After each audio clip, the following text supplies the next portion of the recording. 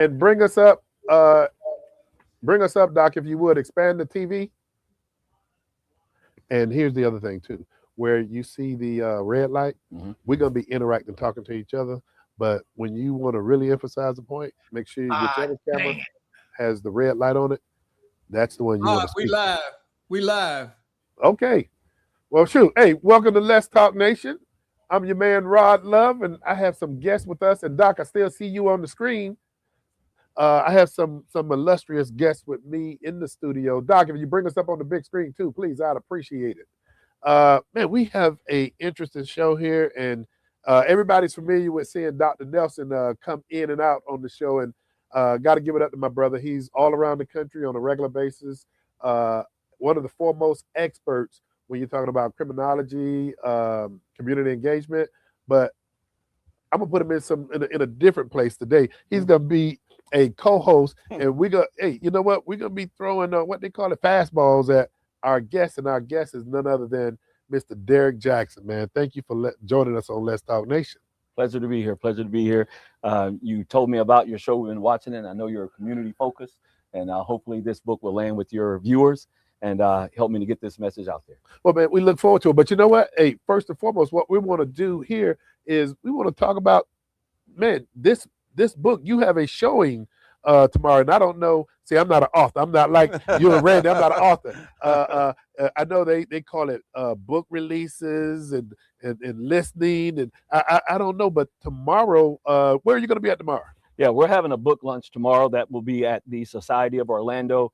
It's at 410 North Orange Avenue in Orlando, Florida, starting at 6:30, going until 8:30. We'll have hors d'oeuvres and wine and water, and have an opportunity to discuss my book and share with those individuals that are joining us the perspectives on what I mean by garden moments and what do I mean about men dying. So, and you took the words right out of my mouth. I mean, the title of the book, Men Dying, Garden Moments. How did you come with that title? That's the first thing I'd like to know.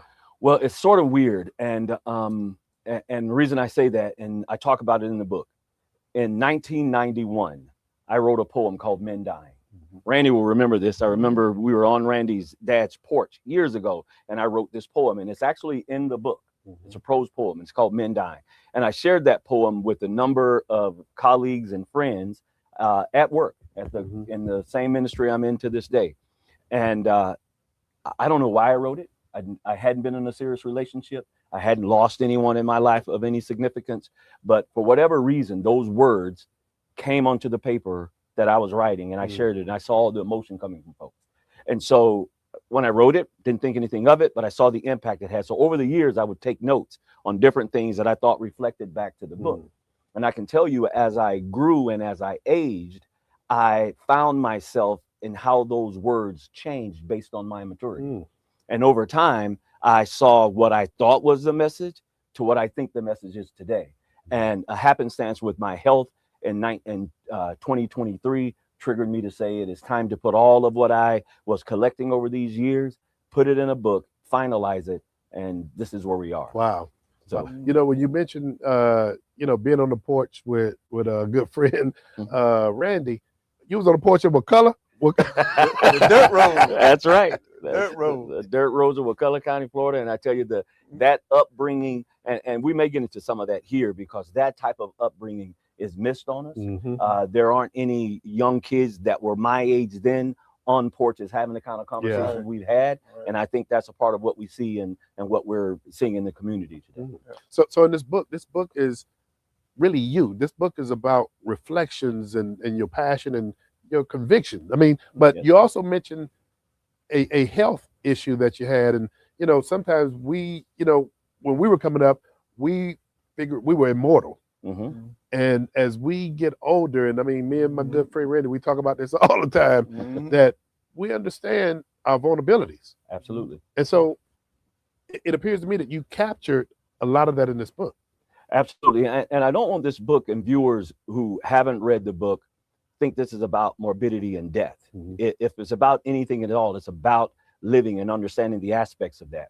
And in fact, when you were mentioning, Rod, you were talking about, the seriousness of my health at that time. I lost, and Randy and I were talking just before we started the show, I lost my dad when he was 57 years, 57 years old, 57 years old. And of course, I thought he was an old man, not realizing now, me being 56 next week, I'm just a year removed from how old he was. But in my book, I talk about physical death. There are 4 deaths that this book speaks about. And I want people to understand, I don't mean the grave. I mean the death and how we manifest ourselves in the community, manifest ourselves in our families and what have you. So there's spiritual death, stature death, physical death. And that's the part that triggers when you were talking about me and my health scare. And that health scare is behind me. But as I reflected during the healing of that process, that motivated me to finish this. And then the 4th of those deaths that is spoke about in this book is relationship death. Yeah. So Doc, let me ask you, I mean, you've known Derek for years. When he said, "Hey fellas, I wrote a book," what was Well, see, I remember Derek growing up. Hey guys, come look at me. I can make my belly roll.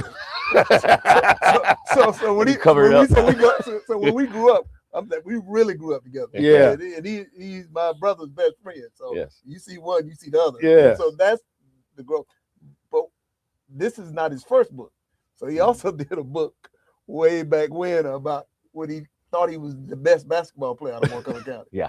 So for me, it's kind of full circle. Yeah. You know, when you know someone, you watch him grow up, and then when he's recalling some of these things, some of it's not his experience, but experiences that he's seen throughout life. Absolutely. And all of that I can identify with, because once again we come out the same community, and some of it, you know, when you look at it, you look at the relationships, marriage, all of those things. I think he encapsulated in a manner that we can understand it, particularly as young Black men, and just seeing yourself evolve through that process. Thanks for bringing it up, because that's an interesting point that I wanted to ask you.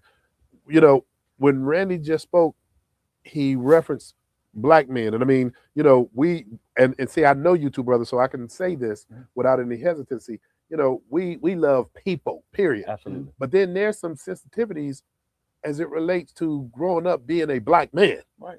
that we have to address. So, but when you look at the book and you address the book, it's for the totality of the population as well, correct? Absolutely. All demographics, and not only men, but there's an opportunity here for women, even if it's to read it, to help understand their husbands, to help them understand their kids, to help them understand why boys think and react the way they do.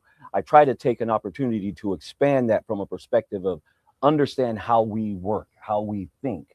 And in my study of this book and the people that I've interacted with, they've been Black, white, Asian, gay, straight, you name it, of different religions. I needed to understand all of those things that made them think and act the way they act, to help bring relevance to what I was trying to communicate in this book. Man. Yeah.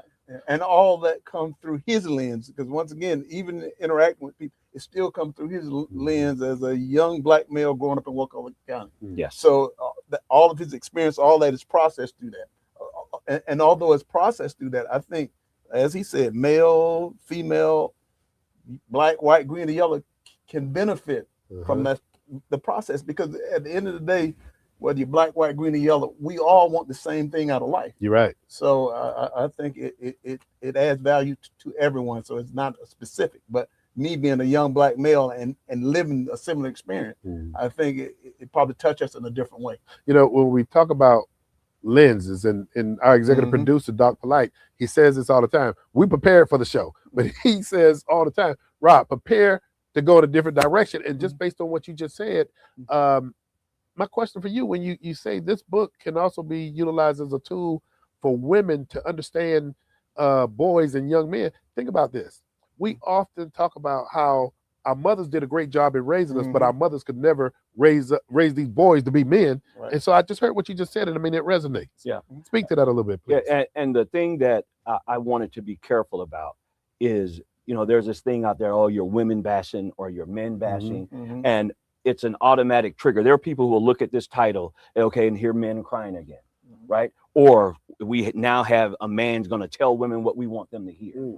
Either of those two personas are going to be missed in this book, because that's not at all what I am doing. My attempt, whether I'm doing it or not, is to bring light to the reality of what's happened. And what I mean by that is the opening of this book, and why I call it Garden Moments starts in the garden. There are two gardens in this book: Garden of Eden, Garden of Gethsemane. And when you think about the Garden of Eden, where it all started in the Garden of Eden, what we always tend to do, and Adam did the same thing, and he specifically said in Genesis 3:12, that woman you gave me. Right? We cast blame, and because of what she did, now I have to react in kind instead of leading and formulating what I own in that scenario and what I should do. And yes, Eve has a challenge and she had to deal with it, and God saw to that. So I'm not absolving women of their actions. That's for God to do. But I own mine. And we don't want to own what we do, whether it's a baby mama, whether it's a girlfriend, whether it's a wife, whatever that is. We own what's happening. And the fact that we don't own it is a part of why we see broken community. We see kids who don't understand and have their fathers. We see women who are trying to carry this burden on their own. And we make all of these arguments. But I always tell young men, and Dr. Nelson was always one of those people that will tell us there's a high cost for low living. He would just say this over and over. Now, he got it from some old school that gave it to him. But his thing was there's a high cost for low living. And we tend to want to forget that. And if you pregnated a young woman, however you did that, there's a consequence. And then if you want the consequence of kingdomship in doing that and not be the king in that home, you've got to understand there is a brokenness that happens, and unfortunately is perpetuated over and over. So I try to address that, to tackle that in a way, to not, again, give one party more than the other. But I do want to say to the man, you own the consequences of your actions. And for me, it's about accountability.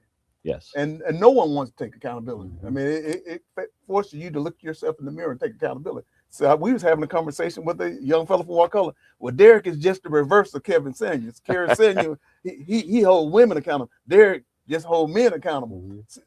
No one wants to be held accountable. Right.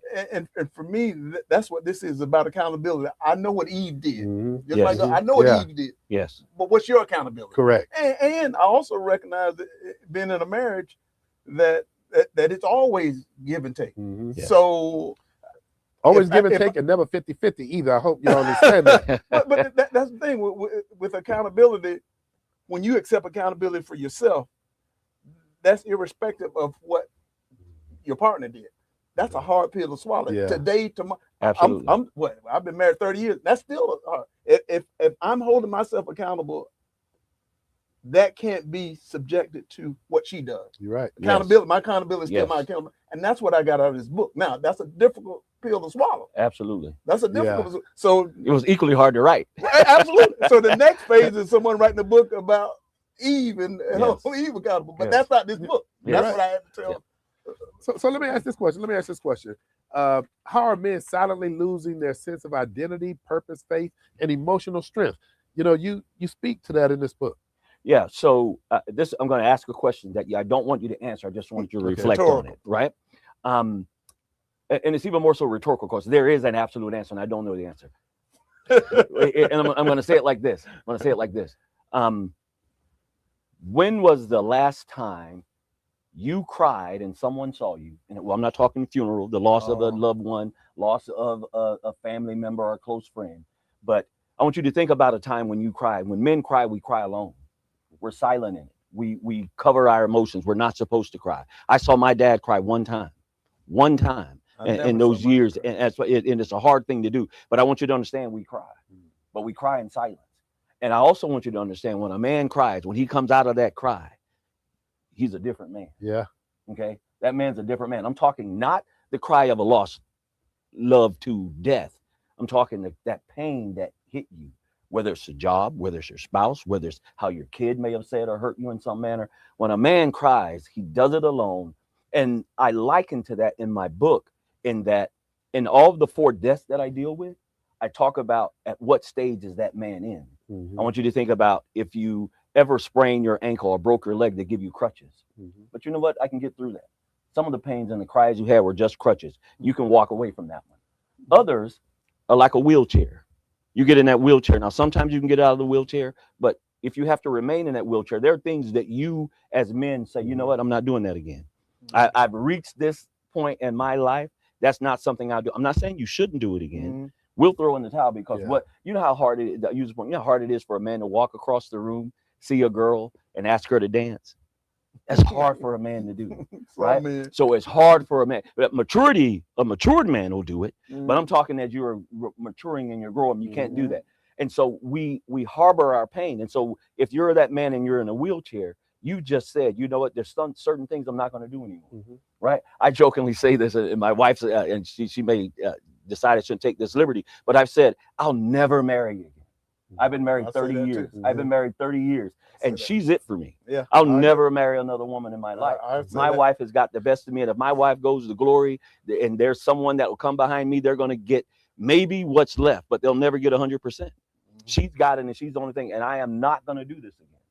Right? I understand what that takes, and being married is it's not for the faint of heart, and you have to recognize your ills in that, and owning them is most of our challenge. Let me ask this, because this is going in a direction I didn't anticipate. Both of you know how to swim, right? Yeah. When I learned how to swim, I walked in the pool, and then I kept walking till you got to where you couldn't feel the bottom. Then you start swimming. You want to come on this show and jump in the deep end right off the bat. But and really, I say that with the utmost respect, because something that you said was a trigger just now. When you talked about men crying. Yes. Here's something that I don't think any of us realize, but I've seen it and experienced it. To the extent, men cry, and it doesn't have to be the literal sense of men crying. When you talked about men crying in silence, men go through some things. Absolutely. And while they don't literally cry, just that silence, and sometimes when you know how Randy and I, we be giving each other wellness checkups, Yeah. But you are hitting the nail on the head, man. I mean, but these are the kind of things, man, that need to be discussed. I mean, if you have that network, I mean, every time I gotta say it too, every time I come up to Wakulla, you boys treat me like a brother. Your family. Your family. Catfish, shrimp, Your family. all of it. But this is a serious conversation, and now I'm really embracing the title, Men Dying. Yeah. And not being, I think, like, I've talked him off the wall, I've talked you off the wall, y'all talked me off. Yeah. I think just having that outlet, I think there's a reason that Black men specifically, lifespan is shorter than most. Yes. Most. Yeah. Yes. Keeping all that stuff bottled in leads to a lot of other stuff. Yeah. So we men can't cry. Men, we just suck it through. We shut down. And not that it doesn't impact us, we shut down. That shutting down ends up in blood pressure, heart attack, our lifespan. Physical death in the book. Go to that chapter. That's it. Physical Hey, death. for those of you who are tuned in to Let's Talk Nation, we're joined here with Derek Jackson, the author of Men Dying, Garden Moments. If you have something that you want to reflect on, please don't hesitate. Dial in. That phone number is 407-921-6195. Back to you, Mr. Jackson. Yes. And so thinking about what Randy was saying, right? And I talk about this briefly in my book. Superman, what strongest figure on earth, right?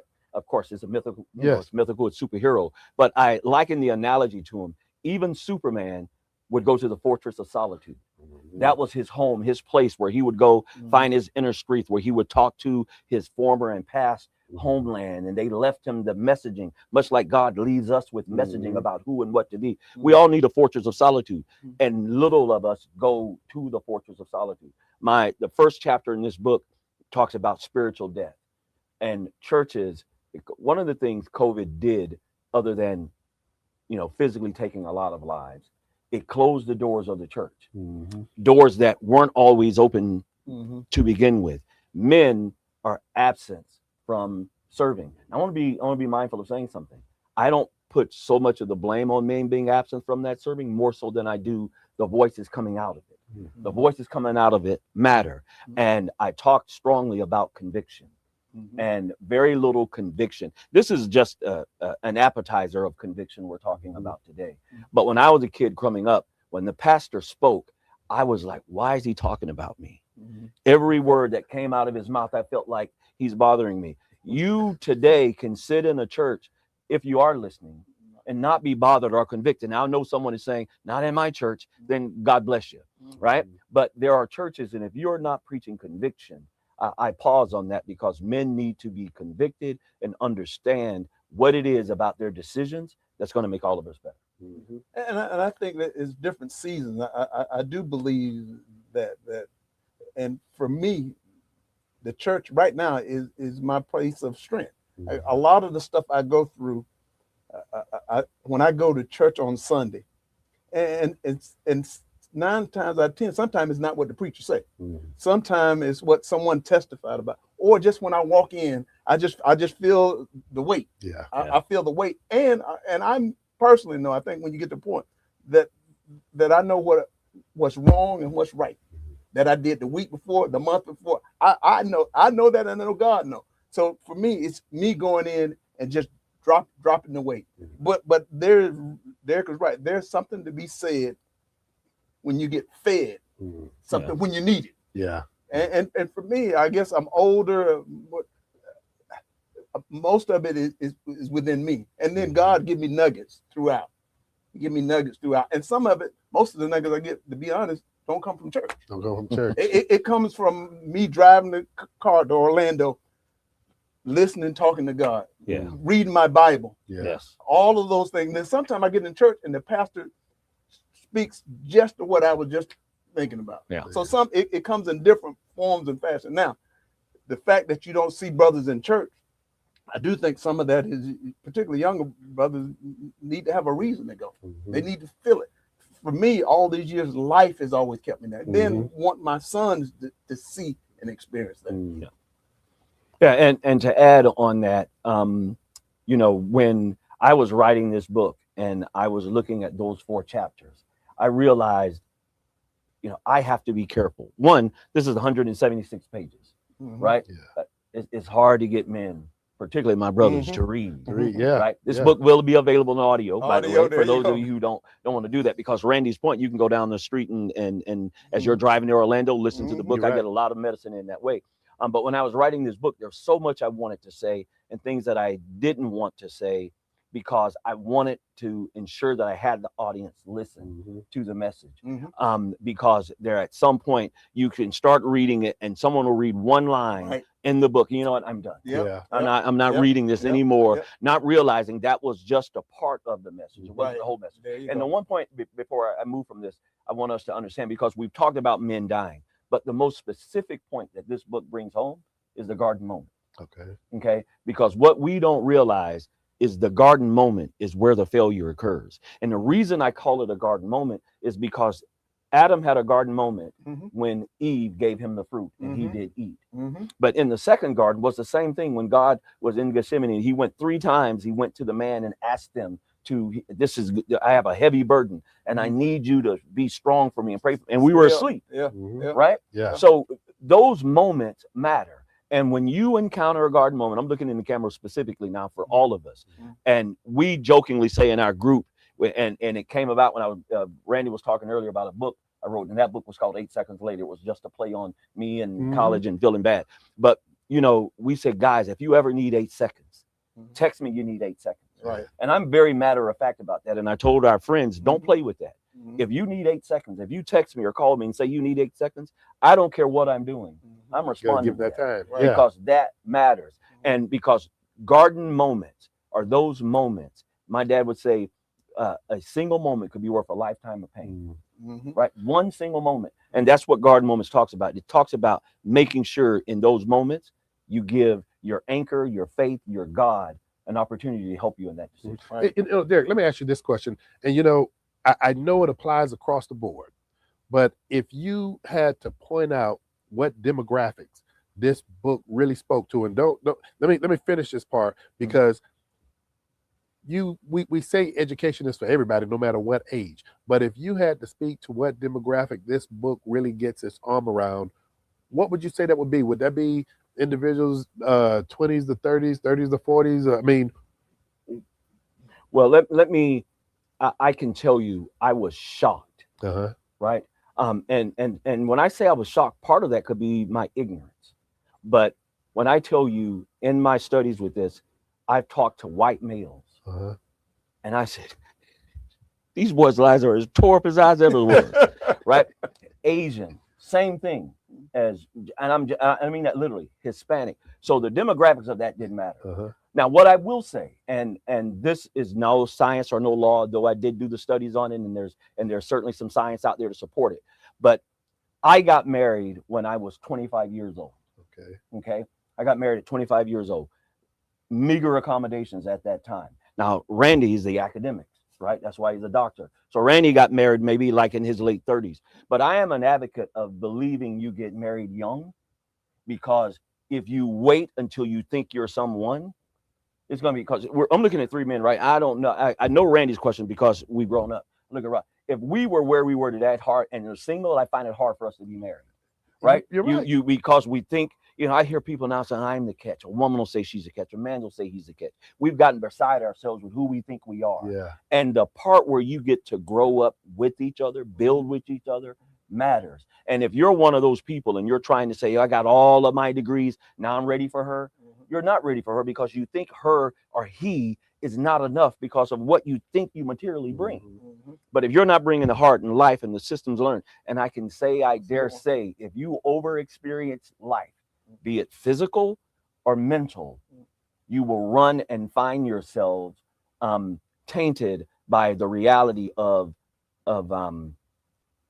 abusing yourself to too much. Yeah. No, I know. I agree. When I think of this book, I think both. I think a young lady trying to find her way and her partner in life would benefit from it. A young man would benefit, but I also see that at the back end. Gotcha. Now I'm a little different. For me, and given the young people today, there's no stick to itness. So you won't see too many people getting married at 22 and still being married at 25. You see a lot of young folk get married and they just don't have Staying power. Divorce is too easy. Yeah. Yes. Divorce is too easy. Yeah. And marriage is hard. I mean, that's it was hard then. I've been married 30 years. It still requires work. Yeah. Yeah. And the difference, and we talk about this all the time, our generation, and this is just my perspective, but our generation is a generation that goes along that song that says, we fall down, but we get up. Yeah.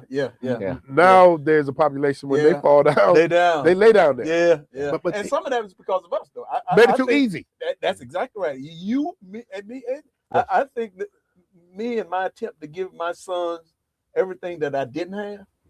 Yeah. I think that the things I didn't have, it made me work harder to get them.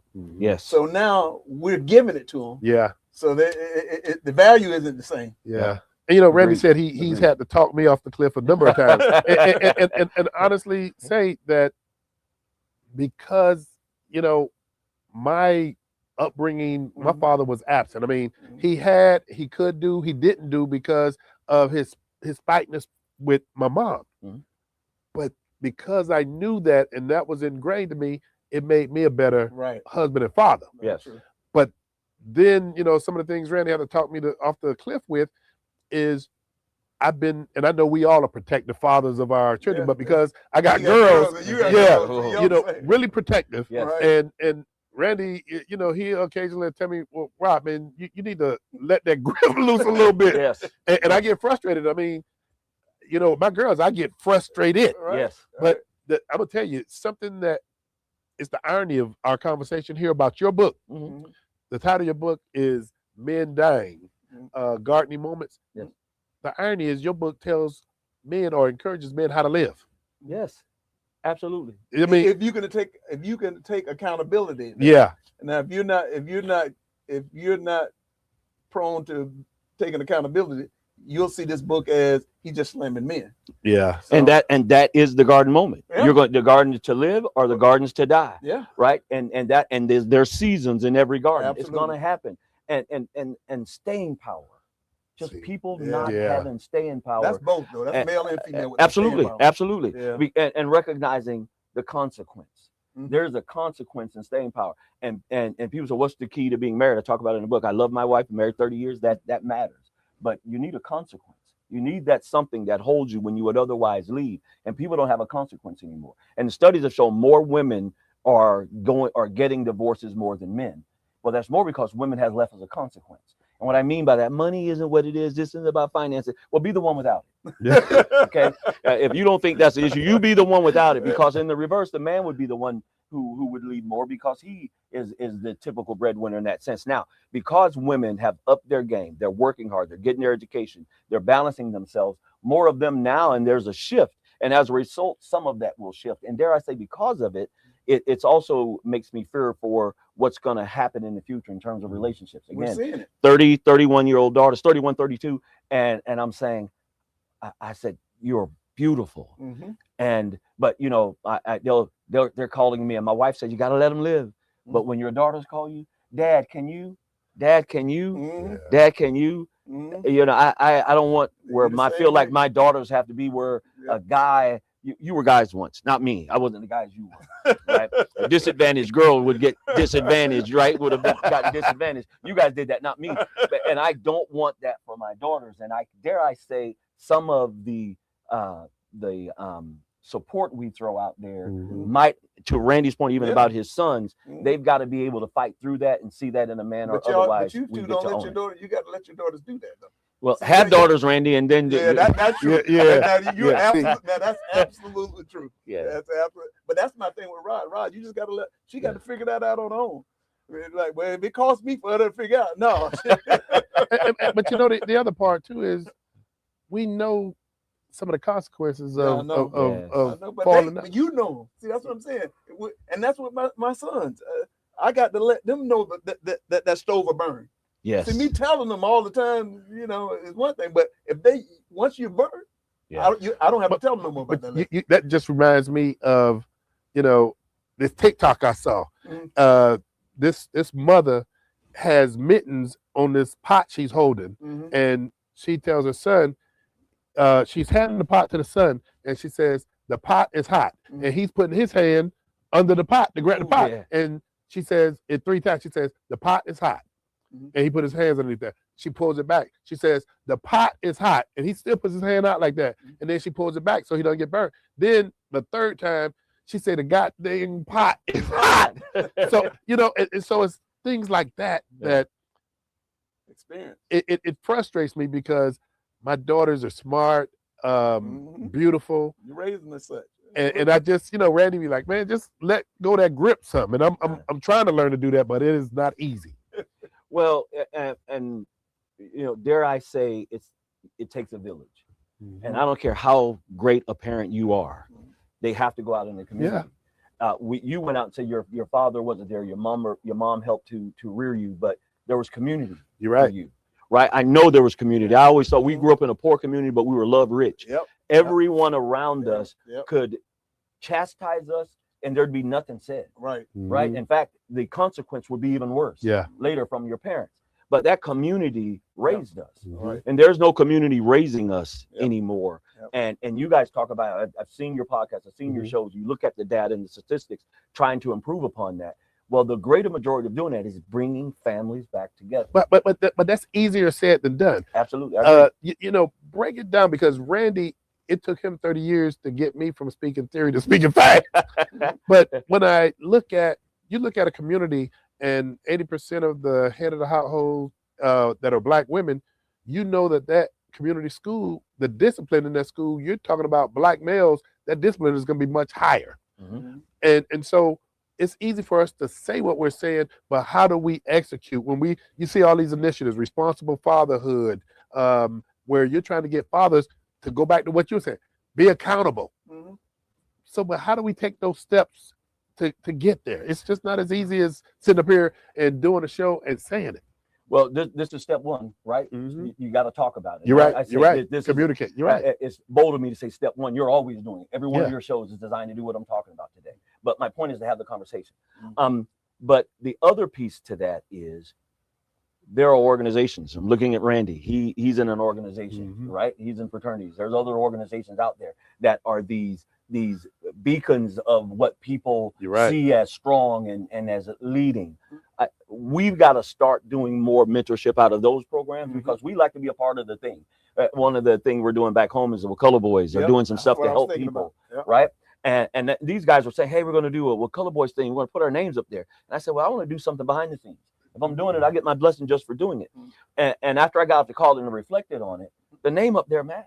Yeah. It does matter. You do want people to know who's represented, why they're represented. And that draws more people in. And we've got to start doing more of that as a community. And I can tell you, we take on leadership that's before us, whether we tend to or not. I don't want to get political here, but when President Obama was president, the whole world just felt smarter. I honestly, I just felt like people were just better.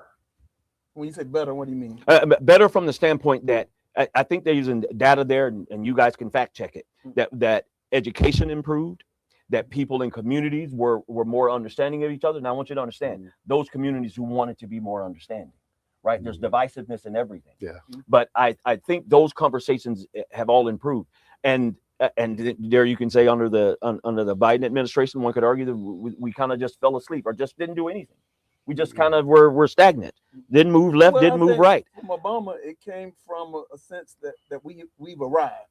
I think, but more than just us. That's what I'm saying. No, America said we've arrived. Right. That all this stuff about racism and all the back, we've arrived. So we're going to go from this point forward. And what we've learned that didn't happen. It didn't happen. Right. All that still, life experiences still matter. I don't think it's something that you carry with you all the time. But I do think that if you try to forget everything, you're bound to repeat it. So some of the stuff that's going on now, folks say, well, I saw this in the 60s. I saw this. Yes. But part of that is that. So President Obama, I think everybody, black, white, green, and yellow, well, we've arrived. We're America. We see America as this.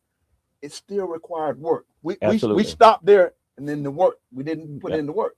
Yeah. And then we're back. We're more divisive now. Matter of fact, folks say it started at Obama because after we got to the point of we've arrived, it went down here. Yeah. After those 8 years, you saw the shift and the change. And again, I don't want to politicize. I just think the way we're led is now how we're reacting as a society. We're just all following this. It's all about me. We're going into our own corner. We're taking our own approach. And I think that divisiveness and everybody going into their own corner is I got a question of how we're led. Doc. Hey, excellent conversation.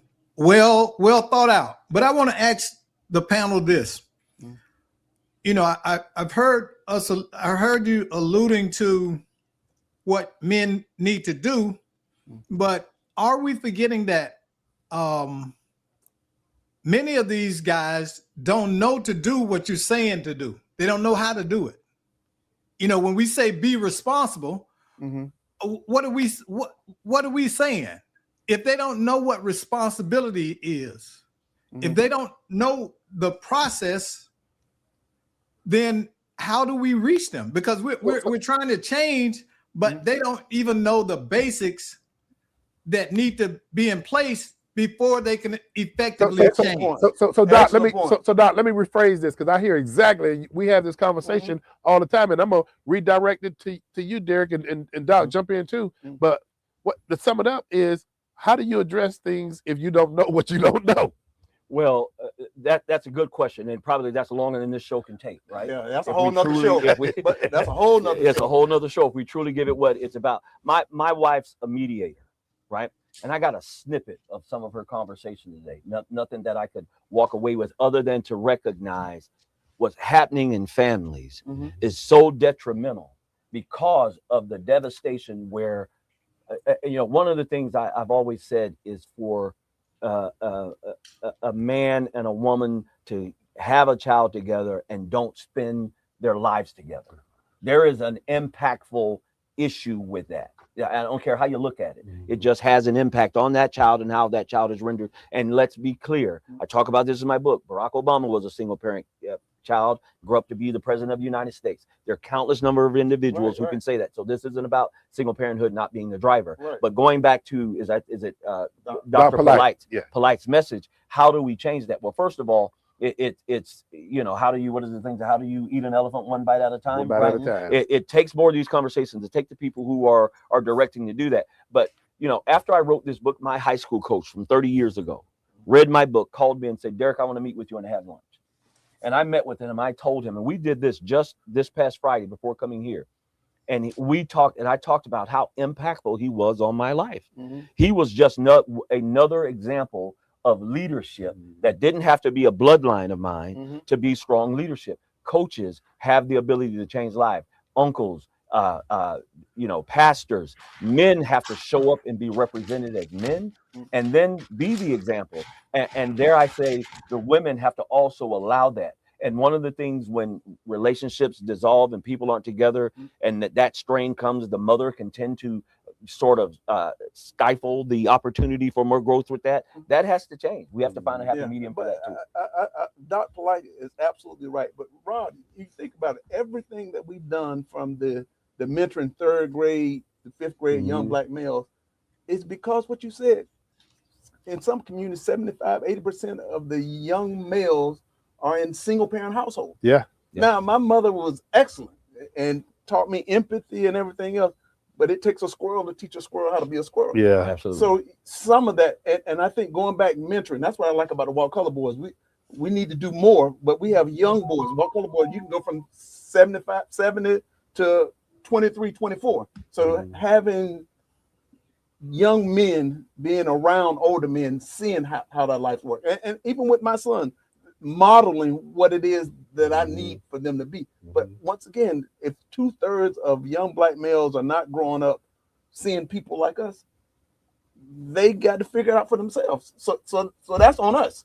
So you got school system like Simon's at school. He's trying to do mentoring program.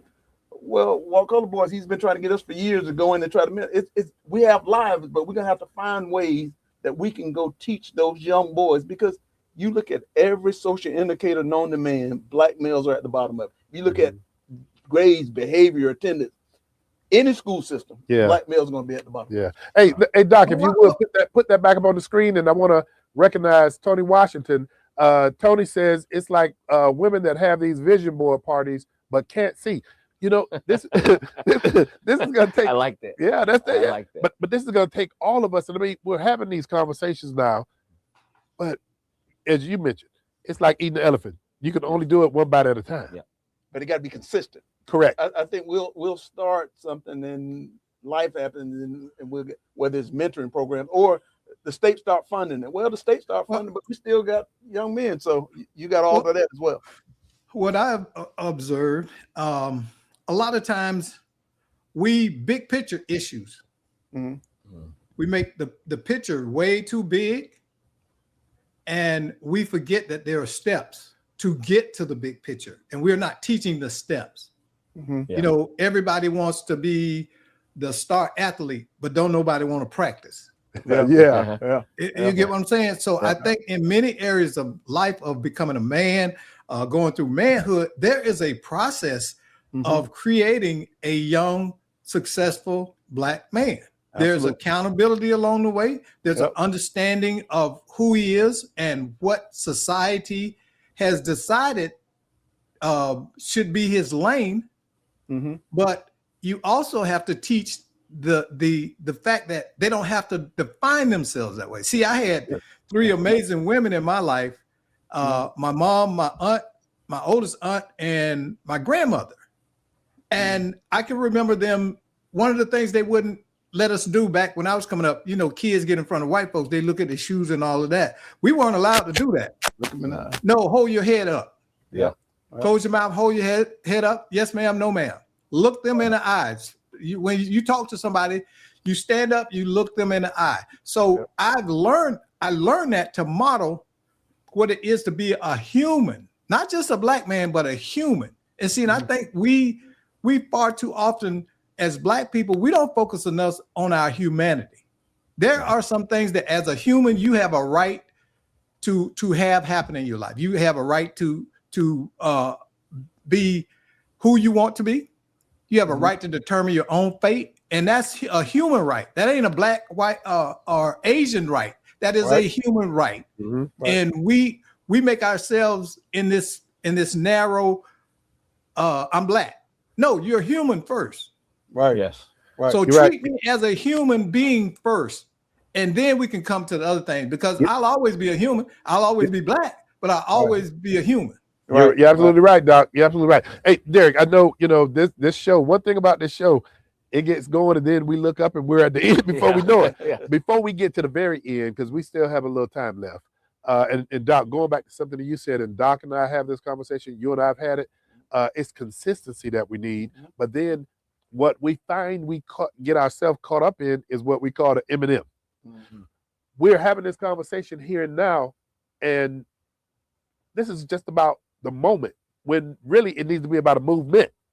And so let people know where you're going to be again tomorrow, because your book signing is something that you're just not going to be opening the book signing. You're going to be talking about this too. Absolutely. Yeah, we're going to have a full dialogue about it. So if you have the book and you want the book signed, please come and show up for that. We'll have some books available. Again, we're at the Society of Orlando. It is at 410 North Orange Avenue from 6:30 to 8:30. We'd love to have you in attendance. I'm also in other places, and if I could take some. Oh, absolutely. Hey, let me ask you this. Yeah. Could your book signing be deemed a family event? Fathers want to bring their kids.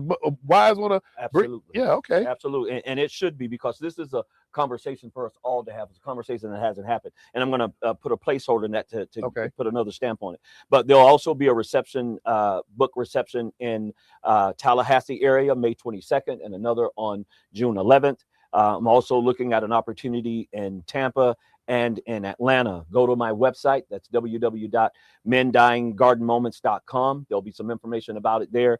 You can also email me at info@mendyinggardenmoments.com. And if you want to have me to come to your church, have me come to your sorority, your fraternity, have these discussions, I'll be happy to do it. I'll bring the doctor and Rod along with me.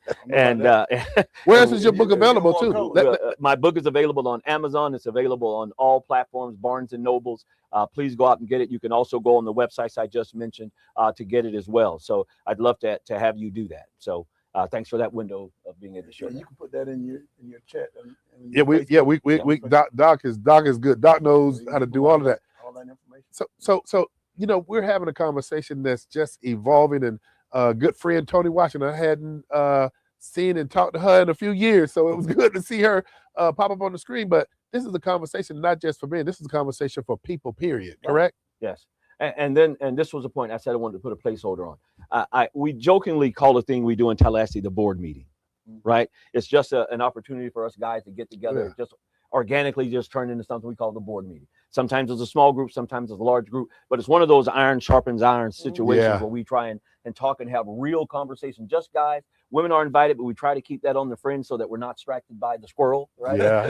And so we narrow it down to that focus. And what I'm hoping we can do, this goes back to Dr. Polite's point of what do we do? How do we do more in it? How do we change it?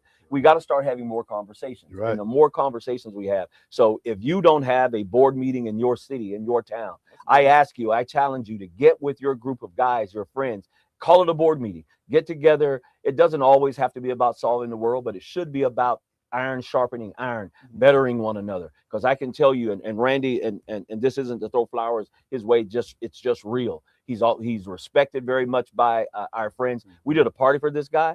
We don't do that. We're all pig-headed and arrogant, but we thought it not robbery to do that for him. And I always remember Dr. Nelson saying us to always, about being the leader and communicating well. He dropped me off to my junior college on his way to college and said, I've done my job. It's time for you to do yours. Wow. And that's the message for all of us here. Yeah, being intentional. You know what I'm saying?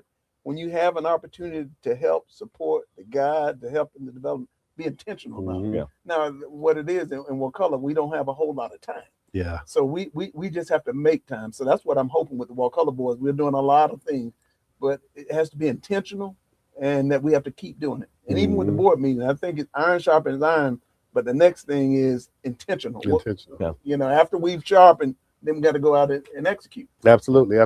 Hey, well, for those of you who've tuned in to Let's Talk Nation, I mean, this has been an excellent forum with Derek Jackson. And again, I got my old Wakulla buddy, Dr. Nelson, to come to be engaged in this. And I mean, Randy hits the road on a regular basis, but Derek, he said he had to be here to support you in depth.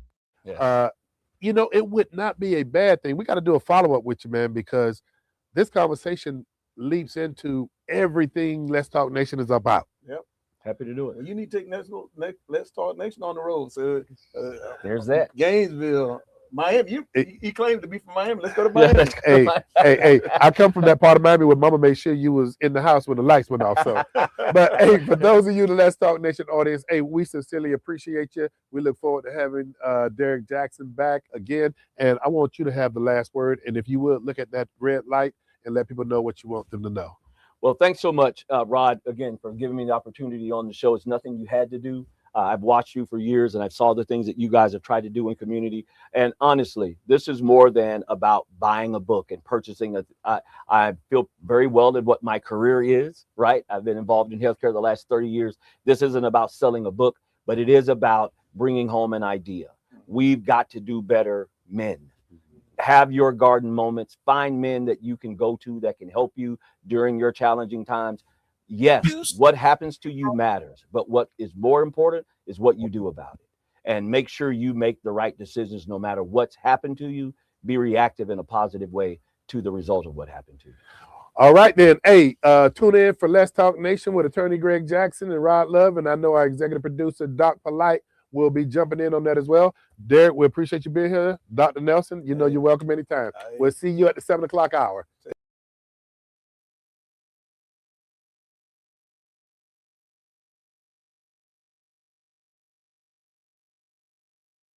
You don't gotta say a word.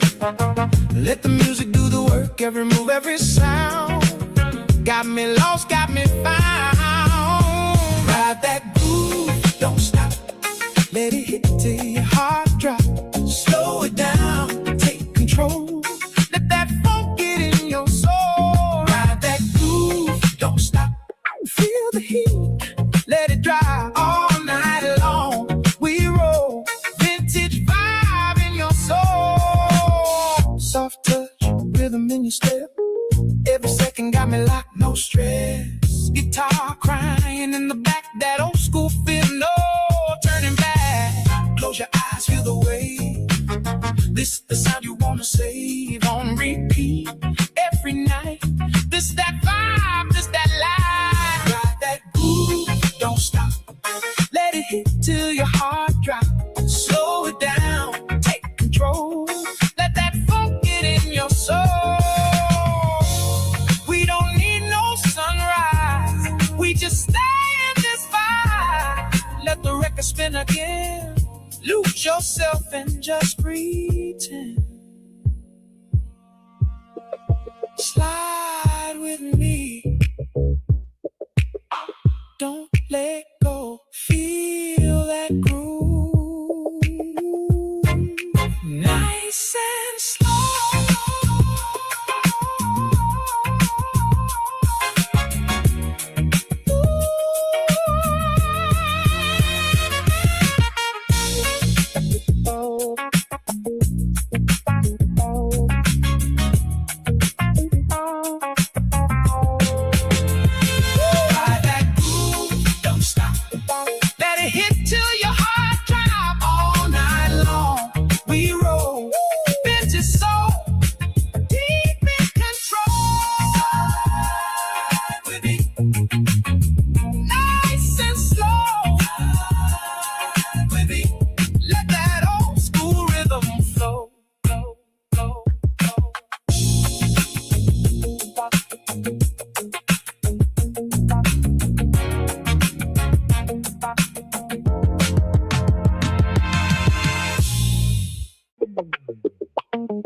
Slow burn rhythm, take me low. Feel that fire, nice and slow. Slow burn rhythm, don't let go. Stay right here, lose control.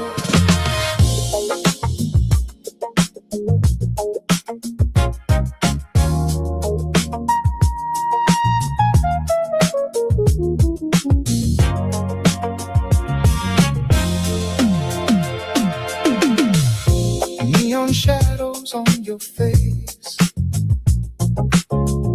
Moving close, we set the pace. Every beat pulls me in. Let the night begin again. No rush, just ride. Let it move inside. Every sound, every tone takes us home. Slow burn rhythm, feel the heat.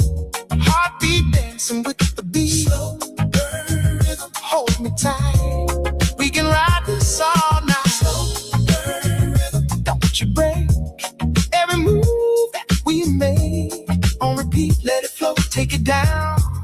Nice and slow.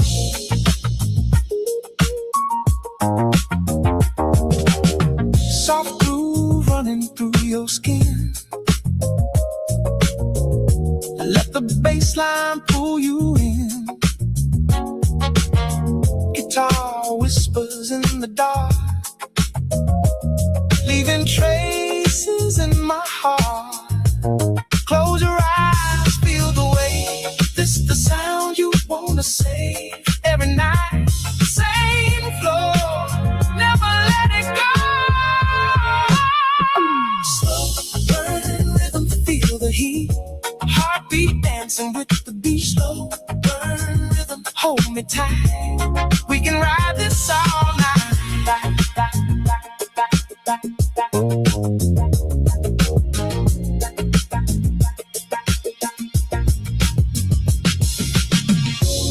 If the night fades away, we just press replay. Let it spin once more, like we did before.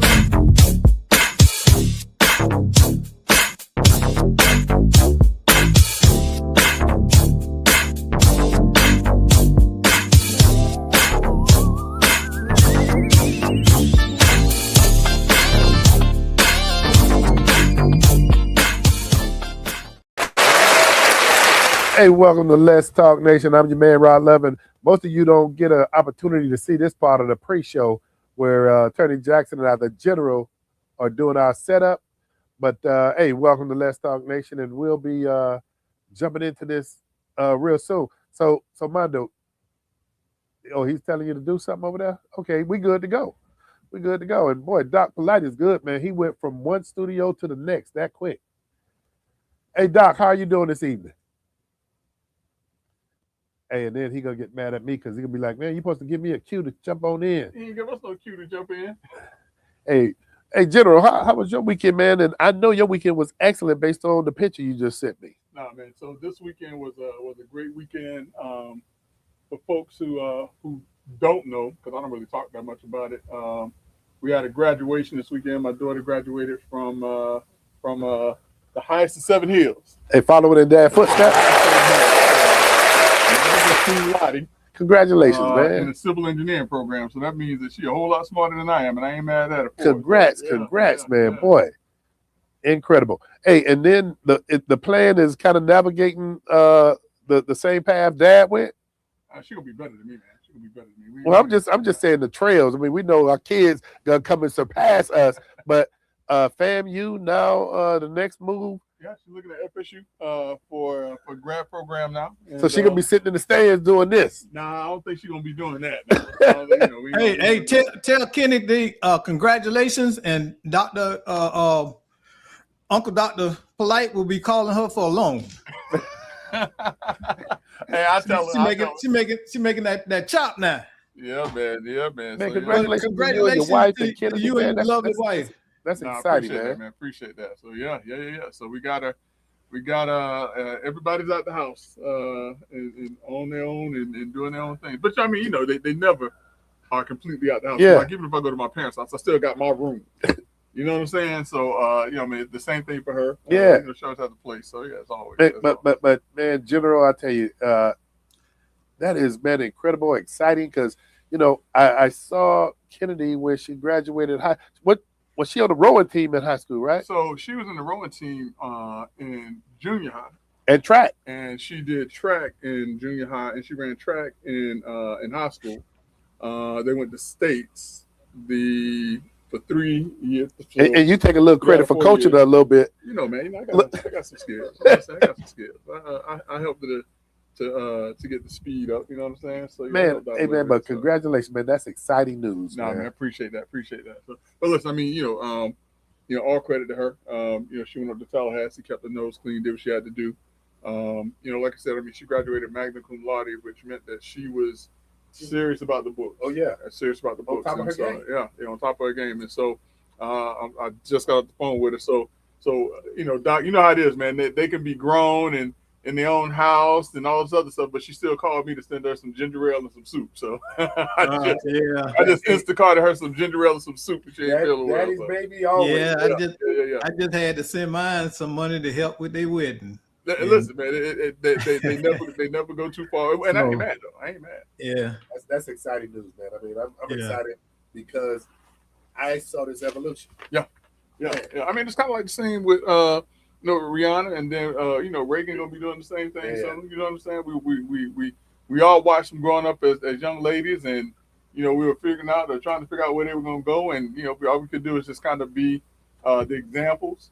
Yeah. Of how to do things the right way, and hope that they pick up what we're putting down. Because kids, they don't let us know that they're watching us. We just have to know that they're watching us. And you're right. And we have to continue to do the right things, even when they turn their back and they're not paying attention to us, and we think they're not paying attention to us. They are watching everything we're doing. Hey Doc. So Greg, I don't know if Greg needed to be in that therapy session we just had with the show we did before this with Derek Jackson with men dying. Doc, men dying, garden moments when Randy was talking about walking me off the cliff sometimes with, me and my girls, and then Derek has 2 girls. You got your girl. But you know what, Greg, I just noticed this. And maybe it's that attorney in you. I've never had them say, Greg, come off of that cliff about Kennedy. You've always been in control of yourself with that, man, and that's something that I have not been able to do. Listen, man, I mean, it ain't easy. You know what I'm saying? It ain't easy. It's easy. It's raw. Okay. Hey, thanks a lot, Doc. You say that's what it is. Raw. We talk all the time, and of course, we talk about kids and stuff. And I have told him I had to learn how to bite my tongue, especially with my son. Mm-hmm. And so now I've learned to tell him I don't have to live with the consequence of your decision. You do. Yeah. And it took, and I'm like, he used to say, I'm just like you, Dad. And I'd be like, no, hell, you ain't. I said, I see you doing. Ain't no way in the world I would have did that at your age. Yeah. I say, you could ask anybody if I did those type of things then. And now it's funny because he didn't mess up his life. He just drug his life, starting out in his 20s and the early 30s. Now he's trying to catch up. Mm-hmm. And I told him, I said, had you did it right when you had the time and you had the support, it would be much easier now. Now you got to do everything on your own. Yeah, man. But I guess, and I equate it to this, and I mean, boy, people get to see the other side of Let's Talk Nation when we get on this side about family. But it's this one TikTok, and I was mentioning it to Doc earlier when we had Derek Jackson on the show. And Greg, I don't know if you've seen this. I know, Armando, you probably seen it, but this mother she's holding this hot pot, and she has it by the handle, and the son walks up and puts his hand down like this. Uh-huh. And the mother says, here, the pot is hot. And the boy still put his hand under to think he gonna carry this hot pot with his hands. So she says that one time. Then the second time he puts his hand up, she says, the pot is hot. Mm-hmm. So he does it again. And the third time, to help him understand. She put it in his hand? No. She say, the pot is damn hot. And so then he goes and grabs it by the handle like he should. So sometimes, sometimes, man, that's my frustration. But Doc, I just thought about it. In all these years, I've seen that video. Greg is, he's had that general control.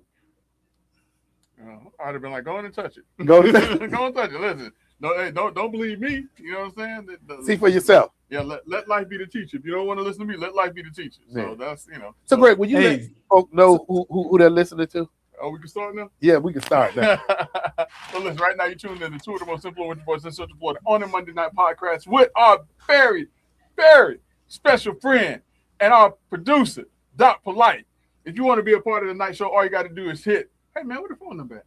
407-921-6195. Why you got to memorize? Because it's rolling down the screen. Oh. And that's these old eyes. Hey, if you want to be a part of the night show, all you got to do is Hey, hit where the smart glasses at? What? Where the smart glasses? Oh, they're in my bag right there, man. Yeah, 479-216-6195 to talk to Brother Love, Greg Jackson, and Doc Polite. Sometimes we let Armando hit the microphone. Hey, Armando, hey, don't laugh at me, man. Don't do that to me. So, Brother Love, see y'all done messed up my flow. Let's get it on, man. Let's get it on. Let's get it on.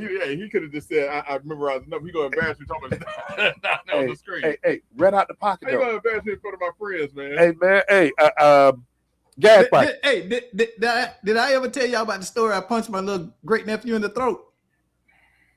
No, Doc. You talking to the Hey, this was before my mom passed, right? It's probably about 4 years before she passed. Uh-huh. We went to Thanksgiving at my mom's house, right? So my nephew's son was over there, and he was running around. You know how kids is. He about, I think G-Baby, BJ was like 6 or 7. He just running around, just hitting everybody. Everybody saying, "Stop, stop, stop!" He came over toward me, right? And I looked at him. I say, "I'm gonna tell you now. If you hit me, I'm gonna punch you dead in your throat." And he had been, now all the other adults, they run around there, right? He hit me and I whop right in the throat. And everybody like, why you do that? I said, I told him what was gonna happen. See, sometimes you need to teach people what's gonna happen. You gave a warning first out. Hey, don't like when them old men go to the karate class with the kids and be beating up the kids. Well, hey, one thing about Doc, hey, I fight everybody. I don't care. Hey, I'm starting calling you Dragonfly Jones, man. Hey, I'm starting calling you Dragonfly Jones. Hey, Mando, I tell people, I don't hit people. Hey, the laughter tonight. Yeah. Hey, Dragonfly Jones being the little karate kids in the class of little kids with the karate thing. Boom. Bam. Hey, his little like a Barton Lawrence. No, his listen, hey, that's a true story. My wife was livid. She was like, I know you didn't just do that to that kid. I said, yes, I did, because I told him. You gave warning. Listen, for DCF, get on, man. Let's talk about gas. Let's get him out of trouble with DCF. Hey, the statute of limitation is over with. It's over Ain't with. no statute of limitations on that. Hey, wait a minute now, because I give you an update. The little joker in juvenile. Now. You ain't hit him hard enough then. Yeah. So he didn't learn. Right there. He didn't learn. But then what are we learning about these gas prices? Listen, man, I don't know if everybody has to be paying attention. I mean, like I said, I drove up to Tallahassee this weekend, so obviously I had to stop and get gas a couple of times. And I mean, right now, you're talking about gas prices for regular unleaded at $4.37 a gallon. If you're getting premium, now you're talking about $5 and some odd cents a gallon. In California, the average gas price in California right now is over $6 a gallon. So we talking about regular? Talking about regular gas. Ooh. So Americans, man, I mean, we're starting to really and truly feel the crunch from what's taking place with these gas prices. Now, correct me if I'm wrong, but I could have sworn that President Trump said that when he got into office that he was going to make this the best and strongest economy for everybody. Yeah. How are people feeling now? You know what? I mean, those gas prices are affecting everything. Everything. Food prices, entertainment prices. And also, who sent that this weekend? Was that you, Armando, or Doc Polite about what happened with Spirit Airlines? Oh, Mondo sent that. Mondo put us up today. Listen, that's a direct correlation to these gas prices, also. Yeah. Yeah. So let me ask you this question, Greg. And I haven't kept up, and I've been busy. Is the straits open or closed now? This is my understanding, and this is fascinating when I found this out. And Doc, I don't know if you heard this or not, but apparently the Straits of Hormuz are open for some folks, but not the U.S. or Israel. So when they were talking about certain people paying tolls to come through, these are the countries that have agreed with Iran that they'll pay a toll to come through. And maybe that's why some of the countries aren't coming behind the U.S. because they're actually able to get through. But Right now, the U.S. isn't able to get through, and today or yesterday, President Trump indicated that they're going to be U.S. flagged ships to bring or to escort U.S. commercial vessels through the Strait of Hormuz. Well, Greg, let me ask you this. I mean, and you, me, and Doc, we've been having this conversation. I'm sure Mondo's up to speed on it, but isn't it hundreds of freight ships that go through the Straits of Hormuz? So do we have that capacity to escort enough ships through there to, I mean, because right now, if that thing opened up yesterday, based on talking heads, we wouldn't feel the impact of it till sometime toward the end of the year.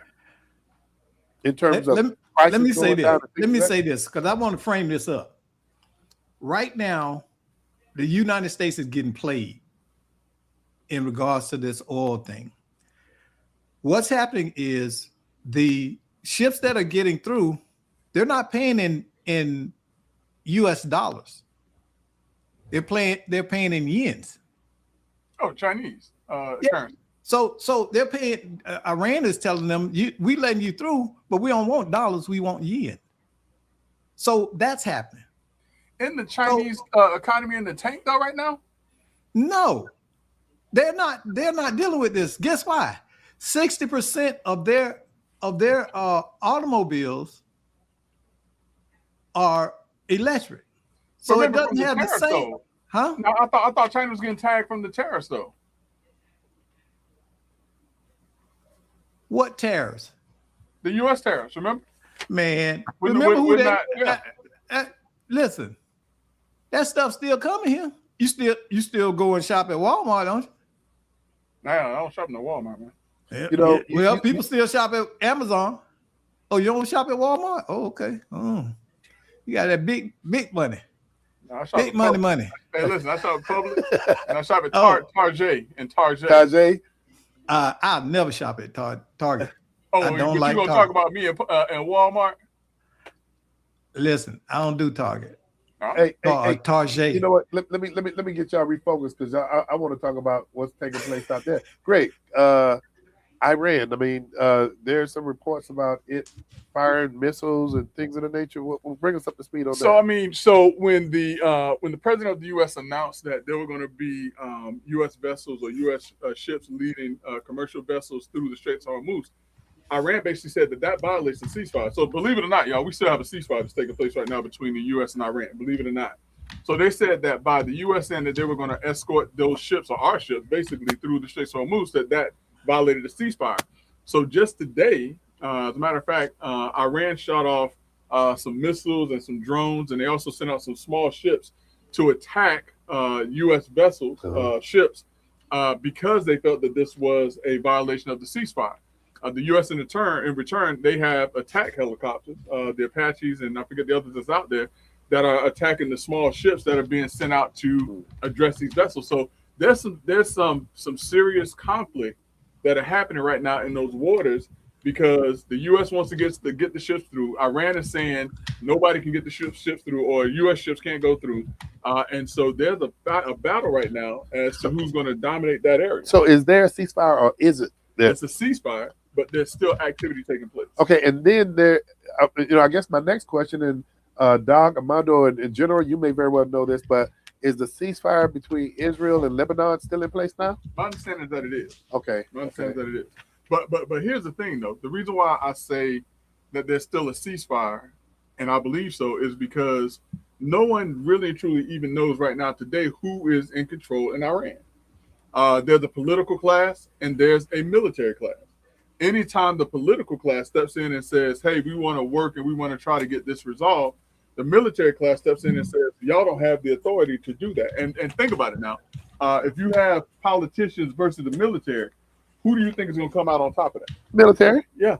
Military. Yeah. All day. So who are we really negotiating with? I mean, and that's the question. Because they already decimated the top 3 levels, or possibly the top 4 levels of leadership in Iran. So now we're talking to people that we really don't have any intel on, because they were so far down the chain that nobody was paying them any attention. And we've not seen or heard from yet the new leader, whoever that is.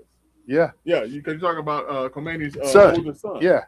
Right, and that they put into power, and no one has heard, like you said, a word from him. So no one really knows who they're talking to and who really has control right now.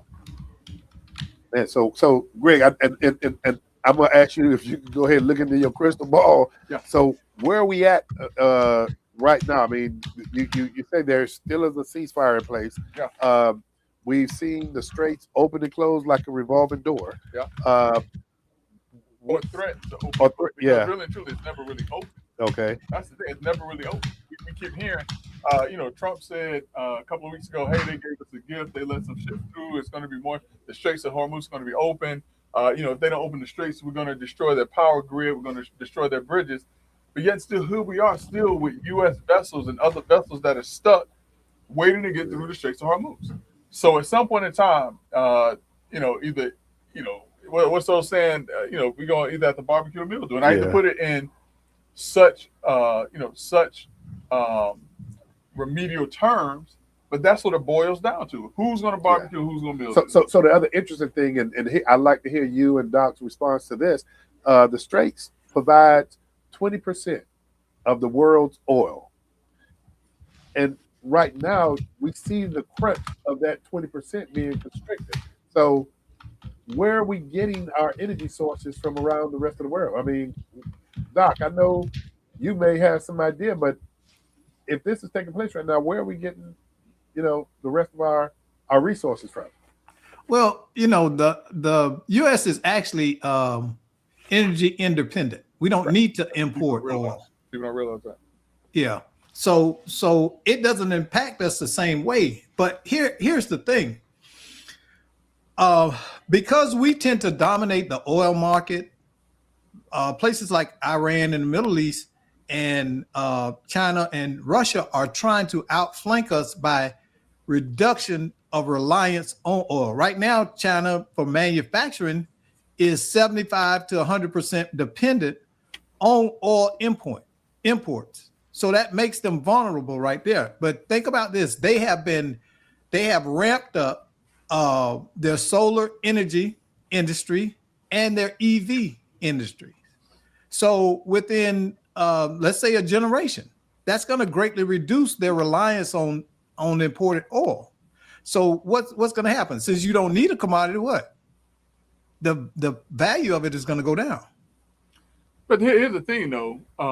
No matter how many electric cars you produce or the volume of electric cars you produce, you still need natural gas in order to run these plants. Well, if you somehow make solar standard enough, you won't. Okay. Not the same scale of. I'm not saying that oil is going to go away. That's not what I'm saying.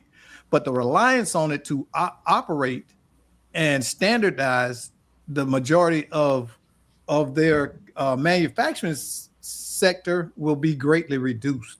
I'm gonna let you depend on that solar power, Doc. I'm gonna let you do that. Well, I tell you what, I live out here, and my neighbors are paying $650 a month for their electricity. Last month, I paid $69. You have solar panels? Yes. I'm gonna let you depend on that solar panel, man. Hey, and I gotta back Doc up. Doc, I think I've had mine now for what a few years. Yeah, about 2 years. And it is incredible, man. So you use zero electricity. No, it don't work that way. Y'all ain't got to get upset. Just ask a question. Let me answer his question. Do you use Okay. No, I don't use zero electricity. But whereas I used to pay somewhere in the neighborhood of about $430, $450 a month, now I'm paying $36 or $56. How much your electric bill? I said, well, I used to pay $430. So you don't have so that your electric bill is $36. Yeah. I can show you better than I can tell you. Okay. Now, the reason, let me tell you why we still got an electric bill. No, y'all ain't got you just told me you ain't got no electric bill. No, he said $36. He paid $36. And no solar energy bill. Yeah, you got solar energy bill. All right, how much is solar energy bill? But listen, first of all, how much is the solar energy bill? Mine is $158 a month. All right, so 158. And mine 170. So $200. Okay, but see, this is why we pay us energy bill, because it's mandated that we be connected to the grid. That's the only reason we paying these utility companies, because in Florida they make you pay them. So wait, now hold on, wait, because this is my understanding, and this is what has always pushed me away from the solar thing. Mhm. So you have to buy the panels, right? Correct. And the panels, whatever you pay for the panels is in addition to what you pay for the solar energy. Right? Correct. In addition to what you pay for the electric. In addition to what you pay for the electric. So you got an electric bill, you got a solar bill, Yeah. and you got to pay for the panels that they put in. No, So you got a panel bill and you got the electric bill, and then you got to see if we would have gotten solar. I think maybe 7 years ago, before they enacted legislation to where you had to be connected to the electric company, you got to pay a $30 or regular $30 bill to the electric company to stay connected. So Yeah. my monthly panel bill is $170. My utility bill is like $30. Maybe it could run from anywhere from $36 to $56 a month, and that is running both central air systems. see, and mine is higher because Oh, of I didn't trust it either. Where you have them installed? On your roof? On my roof, yeah. And what happens to the warranty on your roof? See, here's the thing: a lot of people don't understand. Yeah, I just want to know what happens to the warranty on your roof. If anything happens to those solar panels, they repair. they repair them. Not the panels, the warranty on your roof. Oh, That too. the roof is. I still am obligated to the roof. Matter of fact, I just recently been in the home 18 years now and just got the roof replaced. Right. If the roof is so damaged as a result, hold on. If the roof is damaged, because we got the same solar panel company. If the roof is damaged as a result of the solar panels, they replace it. They replace the damage that's done by the solar panels. No, Okay. all right. So, but the warranty to your roof and overall, does the warranty to your roof remain in place when you put the solar panels on it? I would say yes. No, my understanding is that it doesn't. What do you mean the warranty? Okay, so if you right now you have a warranty on your roof when they construct your roof, you have a warranty on your roof for however long, whatever. If you put solar panels on the roof, you said does it void your warranty? Yeah. No, You know what? it didn't void mine. But Rod, let me tell you the problem with that for me now. What? I have a tile roof. Oh, see, you got a different. See, we what do you call it? Well, see, you don't even have to put it on the roof. Huh? You don't have to put it on the roof. Yeah, I don't want it on the ground out in the yard. So no, they can put it on a pole. Put it on the roof. And if you put it on the roof with the tile, our warranty on our tile roof goes away. See, Greg got that fancy real. Yeah. We got regular people roof. You know, we got regular people roof. Hey, let me ask. I got a regular people roof. Hey, General, do we have an endorsement commercial for many of these solar panel companies? And we up here giving them all this time. Yeah, man. All right, man. Yeah. Hey, so here's the next thing I wanted to talk about, man. And I never really paid this much attention to it, but Greg, have you been keeping up? I mean, every news cycle is talking about approval ratings right now. Yeah. And listen, it's tied to what we're talking about. We're talking about gas prices. Yeah. We're talking about the energy prices, because gas and energy prices are two different things. We're talking about food prices. We're talking about the travel expenses with the airlines. We're also, in addition to those things, we're talking about cost of living, inflation, and different things like that. And so when all these things are happening and are tied in together, people look at who's in charge. And in much the same way when Joe Biden was in charge, and I would walk through the stores and I said listen, the difference is when I walk into the stores right now, they're actually products on the shelves. On the shelves, yeah. They're actually products on the shelves. When Joe Biden was in office during that time period, when the trucks weren't coming through, different things like that, I would walk into grocery stores and shelves were empty. So let me say that there is a difference. Yeah. When gas prices were at the level that they are right now under Joe Biden's administration, you walk into the store, shelves are empty. You walk into the stores, yes, gas prices are high. Food prices have somewhat normalized. I'm not going to take it completely away, but people are feeling the crunch from these gas prices, and because of that, Trump's approval rating right now is at the lowest level. I don't want to say that it has ever been, but I mean, right now, 62% of Americans disapprove of the work that Donald Trump is doing. I mean, and that is a significant number of Americans. So the next question you'd be asking is, what does that spell for Republicans? That's the question I'm going to ask you. Let me interview you for a minute. But here's the hook, and here's what I want you to really take into. The regular cycle, I mean, is backed up by data over history that oftentimes the existing sitting president always sees a shift in Congress, particularly the House, when you talk about who's in control. So that is a cycle that normally would take place anyway. I hear you. I mean, I hear you. Historically. I hear you. But when you have a president who said that I'm going to do this with the economy, this with the I economy, give that to you. You have members of Congress who have supported him and gotten behind him. He touted the big, beautiful bill that was supposed to, do miraculous things for everyday Americans. And these politicians have got behind him and believe in this. When it comes time for their midterms, I guarantee you they were not banking on this being a cyclical event. I agree with you with all of these other things that are taking place. And with this war that's taking place, people pushing back on that, and this is going to be, when was that last midterm when Trump, before he got into office, and Trump was endorsing all of these individuals, and so everyone thought that it was going to be the red wave. I know, and you saw it happen with the red wave. And I mean, right now, Republicans have a slim majority in the House and a slim majority in the Senate. If they lose either one of those houses, he can't get anything pushed through. You're right.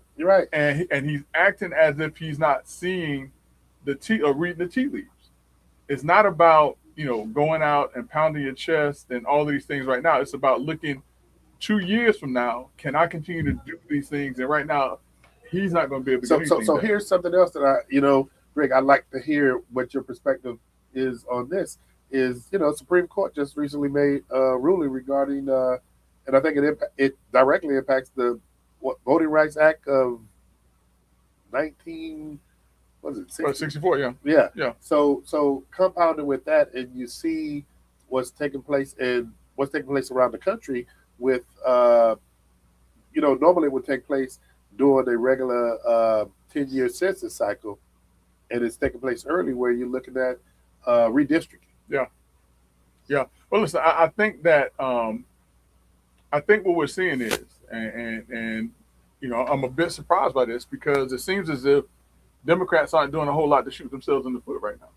I mean, their message is not the message that is pushing other, moderate Democrats away from them, because part of the issue was, and part of the problem was when Biden was in office and the Democrats were in control, they wanted to push down our throats certain agendas. Yeah. We're not seeing them. Think about it. We're not seeing that agenda that they were pushing when Biden was in office. What they're pushing is right now is energy prices. What they're pushing is right now, your voter rights. What they're pushing is now is, what does the economy look like? They're talking what everyday Americans want to hear. Whereas before they were talking about stuff where it's like, they don't speak for me. Yeah. They don't speak for me. And so that's where I see a problem for Republicans, where I think that Republicans could have ruled the day had Trump kind of held his powder on this Iran thing. I think that Republicans probably would have had a fighting chance to get out of this. Now, listen, we have, what is this? This is April. No, I'm sorry, this is May. We have 5 or 6 months until the midterms. Yeah. So a lot can happen between now and then. But if things continue the way that they are, if things don't turn in the next, I don't even want to say 2 to 3 months, in the next 1 to 2 months, Republicans are going to have a tough road to hoe. That's a farming term. I don't want y'all to think I'm saying nothing else. They're going to have a tough road to hoe trying to get through the midterms without getting slaughtered in the midterms. Well, I tell you what, we'll definitely be talking about whatever happens. Yeah, we got to talk about it. Definitely be talking about whatever happens. Hey, so great. Let me move us on, man. And looking at Florida politics. Listen, before we get there, I want to take a pause just for a moment. Okay. And the reason why I want to take a pause is because I think that this is just as good a place as any to talk about Justice James Oh E.C. man, Perry. incredible. Before we get to Florida politics, we're going to be talking about some heavy hitters, and we mentioned that we're talking about a heavy hitter that was in the studio last week that was beyond impressive. Hey, and I don't Beyond know. impressive. I don't know if Doc Polite has any of those nuggets with Justice Perry. If you do, cue us. But Greg, go back to talking about Justice Perry, man. That interview you did, man, that was. Well, listen, I can tell the story now. I didn't get a chance to tell it because he was. I mean, the stuff that he was talking about, it just was gripping. And so I told you before he actually came to the studio, I was like, indirectly, the reason that I'm known as the general is because of Justice Perry. Now, listen, Justice Perry's like, I don't even remember you.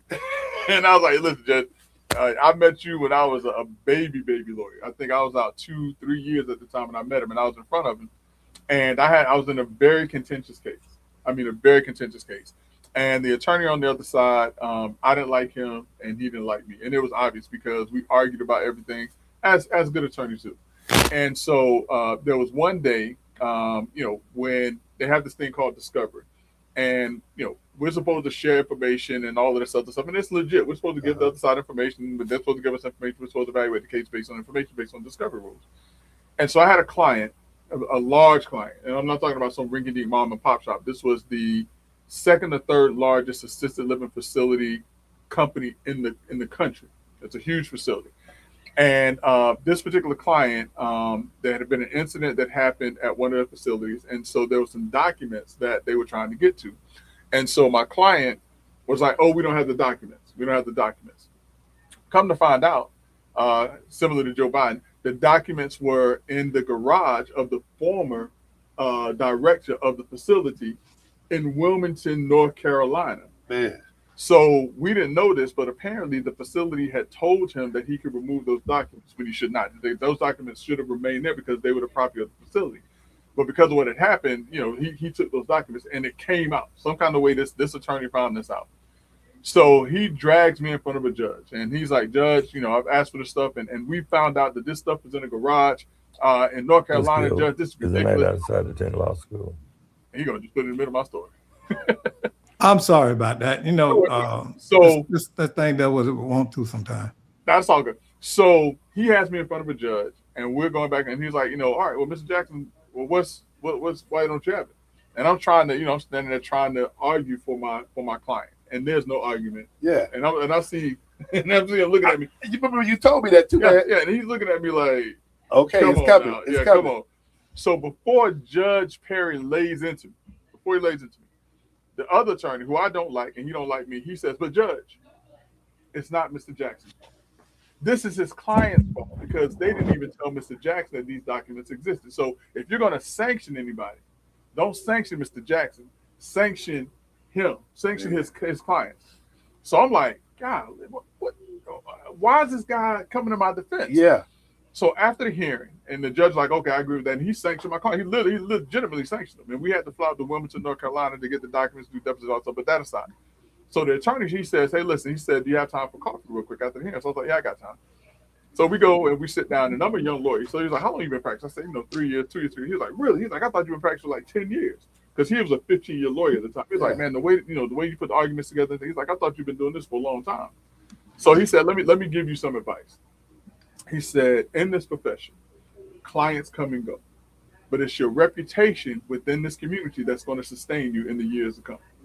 And when he said that, I was like, that's wisdom. Yeah. And I appreciated him for that. And from that day forward, me and this guy became friends. And so anytime we would have depositions, because back in the old days, we flew out everywhere. And so anytime we had out-of-state depositions for this case, we would like coordinate, hey, what hotel you staying at? Hey, let's go meet up for dinner and all sorts of stuff. And we became friends. So the case settles. We get tagged. But it's a settlement. So it's agreed. This is what we're going to pay. And so I hadn't spoken to this guy for like a year, maybe 2 years, maybe a year and a half. And so I called him one day just to check up on him. Hey, man, just go and check up on you. I hadn't spoken to you in a while. And I heard it in his voice the minute he answered the phone. And I was like, hey, how things are? He was like, man, it's not going good. And I was like, what's going on? And he had 6 kids. Yeah. Yeah, my wife asked me for a divorce. And I'm like, really? I said, I tell you what. I said, what you know? I said, drop everything. I said, meet me downtown. And so this is when, Thornton Park was really, really, and it's still kind of hit too. I said, meet me in Thornton Park at Hugh Restaurant. There was a restaurant called Hugh. And he met me down there, and I said, look, I'm going to get you through this. I said, a lot of times females, when they go through things, they have friends that come around them. I said, I'm going to get you through this. So I started calling my friends. Yeah. I called, Pinto was one of them. My cousin, who's like a sister, who's literally like a sister, we grew up together. I called her. She came up from Miami. She brought some friends. I had some friends at work, and we all just started like hanging out with this guy. And for the whole summer, this was the summer that will never be forgotten. Me and my cousin were talking about it just this weekend, as a matter of fact, because we'll never forget this summer. This summer was so crazy, Doc, that it was me, this lawyer, and he's a white lawyer. I ain't gonna mention no names, because when you talk about statute of limitations, they run. Statute of limitations, they run. We literally, let me tell you what we did. We had one of our friends who was another lawyer who had just bought a house. And so it was like, hey, you go out of town, leave the key for us so we can come to your house. Oh, yeah, I'll leave the key for you. So we get to his house, there's no key. Me and my friend, the white lawyer, we break into the man's house. And when I say we break into his house, we literally go to the back, checking windows, lifting up windows, and Ed is, my friend said, I said, hey, y'all gonna know his last name, I ain't gonna do that. He's like, hey, we can go through this window. Now he's 6'4". I'm 6 even. And I was like, look, I'm a black dude. I'm not climbing. You know what I'm saying? I said, I'm gonna let you climb through the window first. So he climbs through the window. He's like, all right, it's all clear. Come on. So I climbed through the window. We open up the door and we let everybody in. And we stayed there for the weekend. Our friend comes and he's like, how y'all get my house? We was like, you should have left the key. So the whole point is this, right? So every time we would get together, I call him Edie. I call Edie. Hey, Edie, are you ready? I'm about to rally the troops. She said, all right, General, rally the troops. So that's why I got the name. The General was from that time, that summer, because I would rally the troops to hang around this guy to get him through his divorce. And he has gotten through his divorce, big time lawyer, man. Has a beautiful big time wife with a big time house in one of the exclusive areas. And I was at a restaurant, my wife, not too long ago, maybe like 2 years ago now. And I'm sitting in a restaurant, and all of a sudden I hear General, and I know who it is. And that's where the name. That's where. So if anybody ever wonders where I get the name, that's how I got the name, the General. Man, hey Doc, you had to be there when he first told me this story. Yeah, but it's a good story. But Judge Perry was the one that precipitated that relationship between me and this attorney. Because if that never happened, I never got into this thing. I never would have met this lawyer. But Judge Perry, that aside, man.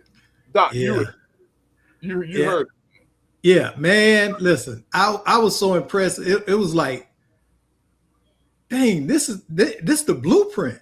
Yeah, this guy is the blueprint. Hey, the real deal. I mean, but hey, I pull up the clip where he talks about why he became a lawyer. Do that. Yeah, that's good. Yeah, that's good. That's good. So I'm gonna run that right quick. Okay. I was driving home from work. I lived off post, and driving home, and the alert came on the radio. Dr. King was killed, and the commentator said King is dead, Whitney Young is dead. He went through the litany of black so-called leaders. Right. And in the Army, they told me I was an officer, gentleman, and a leader. And I said, well, I need to go to law school to gain credibility, because I knew 2/3 of the Congress people were lawyers, and our leaders were the preachers. And the preachers were good. I mean, I respect them, but they talked a different language than the lawyers did. So I figured it would also give me credibility. My views have never really changed, but with that degree and a law license behind my name, I could enter spaces that I wouldn't ordinarily be invited to.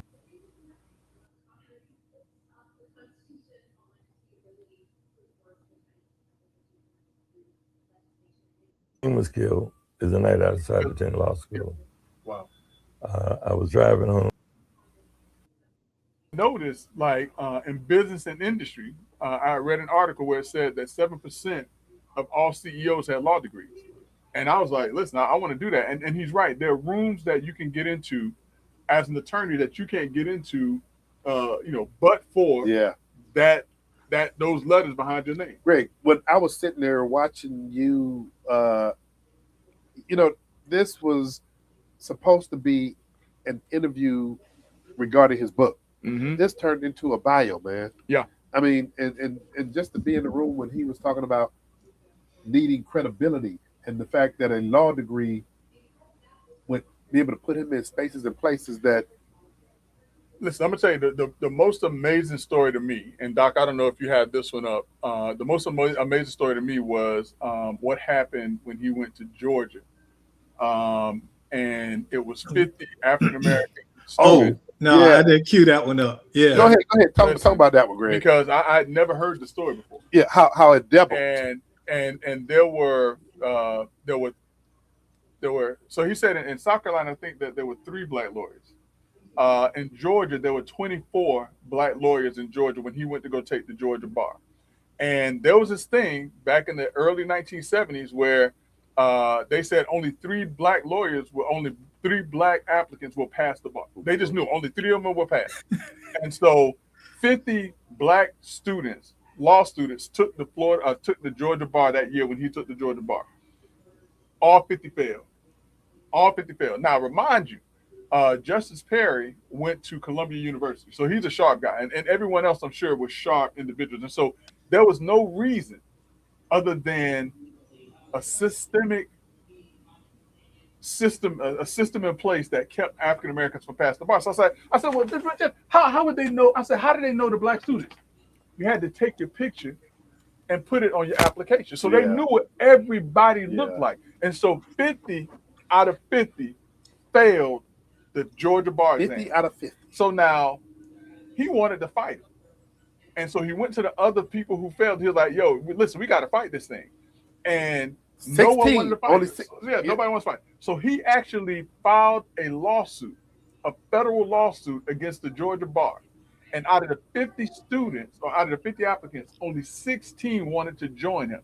Now, in order to what we call mitigate damages, or to show that you at least tried to correct what took place, he took the bar exam. The 50 of them took, I don't know if all 50 of them, but they took the bar exam the next cycle.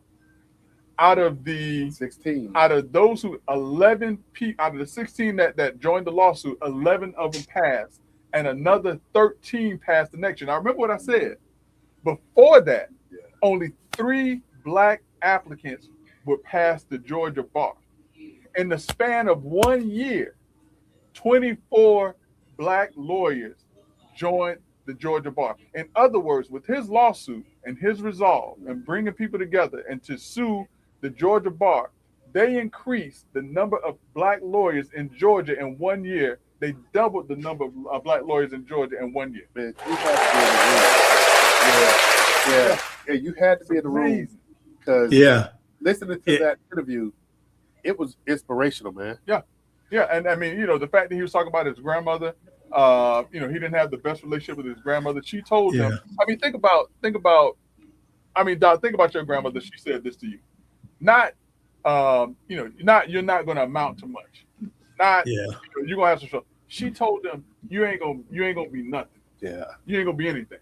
Yeah, he shared the story about her $5. Yeah. She had accused him of stealing $5. Yeah. And he said he didn't. And that's where that remark came from. Right. And then he said she ended up finding it a week later, but she never apologized. Never apologized. And we have to put these nuggets out there, because one of the other stories that really stuck out to me is when he told a story about when he was on the Supreme Court and he hired all 3 of his. Everybody had 3 clerks. Yeah. And he hired all of his clerks were black. And Greg, he said somebody came up to him. Yeah, this is gonna be a problem. Yeah, said this is gonna be a problem. Aren't you afraid of somebody accusing you of being a racist? And he said the other Supreme Court justices got all white clerks. Yeah. They don't call them racist. Right. So I mean, this whole interview, man, was. But not only that, and get this though, and he's right. And I was at a courthouse over in Sumter County on Friday, and I had to stop somebody from doing this to me. A lot of times when you see a young black lawyer or a black lawyer with a non-black lawyer, they'll turn their head and won't even speak. He did bring it, I mean, this is like real life stuff that even you see even in this day. It's like we're afraid to acknowledge each other. And I'm gonna tell you, anytime I'm in a deposition with another young lawyer, African American lawyer, or another African American lawyer, I make it my business to compliment them. Now, listen, I give them the business now, but I make it my business to compliment them. As a matter of fact, if they have their managing attorney on the line with them, because sometimes they'll get on and they'll listen and they'll see how things are going, and I say, hey, listen, this guy's doing an outstanding job. No matter if I've done ripped them up and done everything I had to do, when I get them in front, hey, he's doing a great job. Y'all got it. Y'all have a gem in this guy, and I make sure that I compliment them. I had one young black lawyer. He messed up in a trial, and I told him, keep your head up, man. Yeah. Keep your head up. Don't let this define who you are. Keep your head up, and you keep learning. And I had him in the deposition. And a lot of times in depositions, attorneys, they can object, but they should not do speaking objections. So he's objecting, and then he's like, well, Mr. Jackson did it. So he did a couple. I said, all right, let me tell you something. Don't maybe do you like I do everybody else. Like, you ain't going to interrupt my deposition too many more times. I said, I'm doing this because I like you now. Calm down. But I said jokingly, but I was like, listen, I'm letting you get, I'm letting you do something I don't normally let people do. But I always try to encourage them, big them up, support them. I give them my number, even if they're on the other side. Call me if you have any questions. You'll be surprised that the number of people I give my number to never call.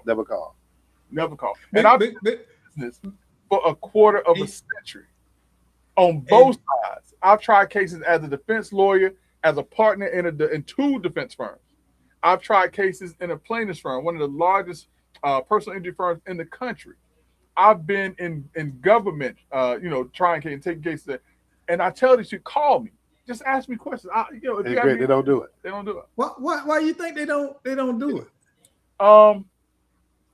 It's the stigma of we still don't know how to make it without somebody else that doesn't look like us. Oh wow! But and I think all three of us have been in spaces where we the only person of color in there. Yeah. And I've seen myself do the same thing. I remember this young lady, she kept trying to tell me about racism in the company. And I'm like, what racism? What are they doing? And she could not define it to me. Uh-huh. And I'm like, you looking for stuff that ain't there. I say, because I get along with everybody here. I don't come in here and talk about Black power and all that stuff. I come in here and I talk about client business and my caseload. That's it. I don't need to. I'm not making friends. These are co-workers. That's somebody calling in. Yeah, Let's Talk Nation. Who do we have on the line with us? Oh, I'll be still on the radio. Go ahead. I'll talk later, bro. What the heck? I know. Hey, man, they're calling a quiet storm. Yeah. What are you talking about? I want to send this out to Tasha. All right. but Greg, the judge, man, that whole interview, man, was just incredible. One of the things that also stuck out when he talked about it, Doc just alluded to it, and you did too, about the need to reach back. The need to reach back, but then said something else, man, that was powerful. And we got to be cognizant of it. When we get into these spaces and places, don't just be happy to be the only one there. Yeah. Don't be the quota. Yeah. Don't be a quota. Don't be a self-imposed quota. Yeah, that's right. That's right. But listen, so when we talk about self-imposed quotas and different things like that, man, this is the first time that I can think of where in the Florida governor's race, we have the opportunity to have an African-American male as the Republican candidate and an African-American male as the Democratic candidate. How's that for a sign of the time? Well, not a sign of the time. How's that for a change in where this state was just 60 years ago? That's going to be a big change. And then if, what we're hearing take place, it's going to be even more so interesting. I mean, I don't know how serious it's going to be, but you just mentioned first time having a African-American Republican at the top of the leaderboard. And, on the Democratic side, we have an African-American that's running for governor, but then there's possibly a surprise entry into this. And Greg, you and I kind of sparsely had a conversation about this. So, you know, in the next couple of weeks, we'll see if third independent party individual jumps into this race that happens to be African American as well. Well, let's talk Florida politics for a minute. Doc, you got a minute? Yeah. So on the Republican side, and I want to point this out because I kind of find it interesting. I'm going to point something else out to you. But Jay Collin, the lieutenant governor for the state of Florida, who actually has the endorsement of Susan Palencia, and Mike Chitwood. Mike Chitwood.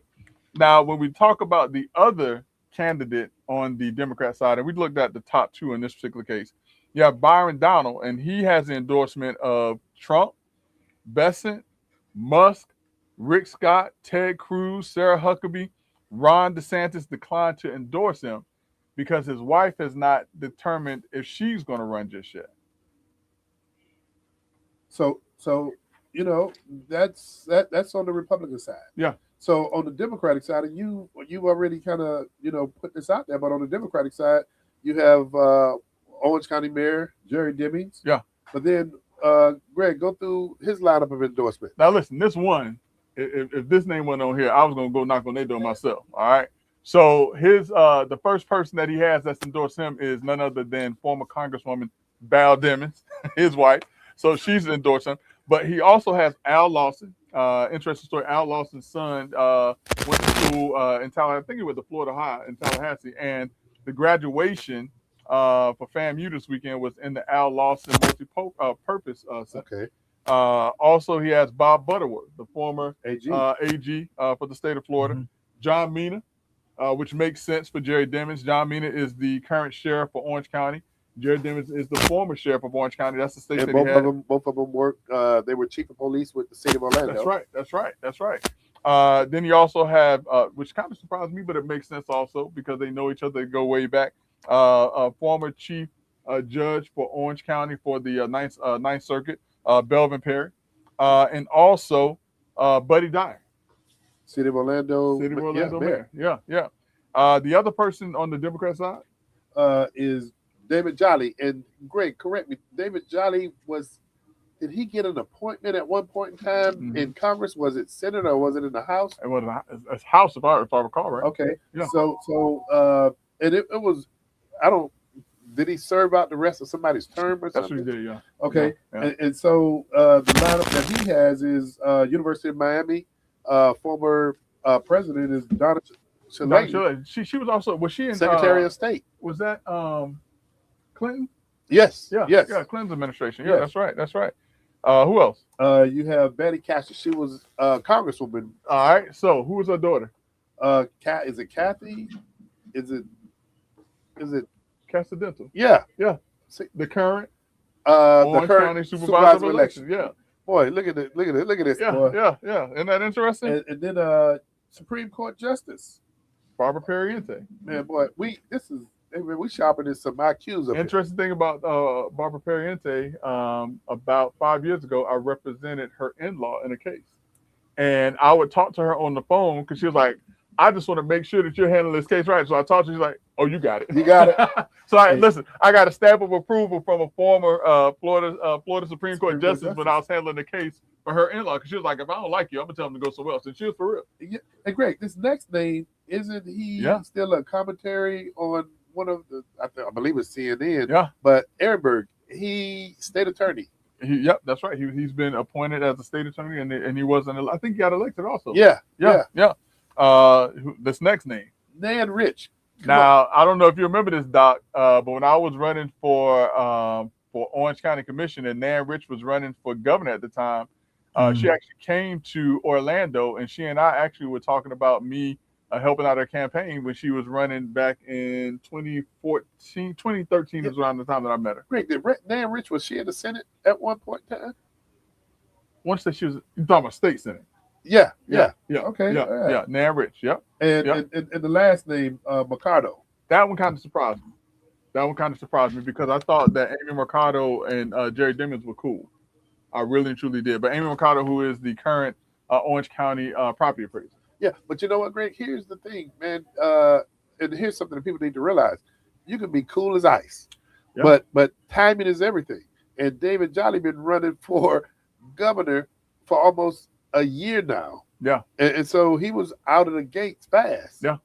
Yeah. And so, you know, one of the things you and I, Doc knows this as well. Once a person commits to you, their word and image and brand is Yeah. all they got unless you do something real stupid or unless they're forced and they come up with another excuse to abandon you. Or unless that is the person that double crossed me.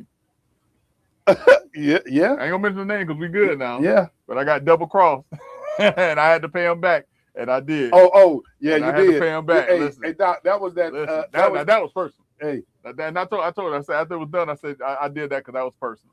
Hey, Doc, you know who we talking about, but we ain't gonna go there. Mission accomplished. Yeah. Accomplished. Yeah. Yeah. Hey, he can put that's laughable. Yeah.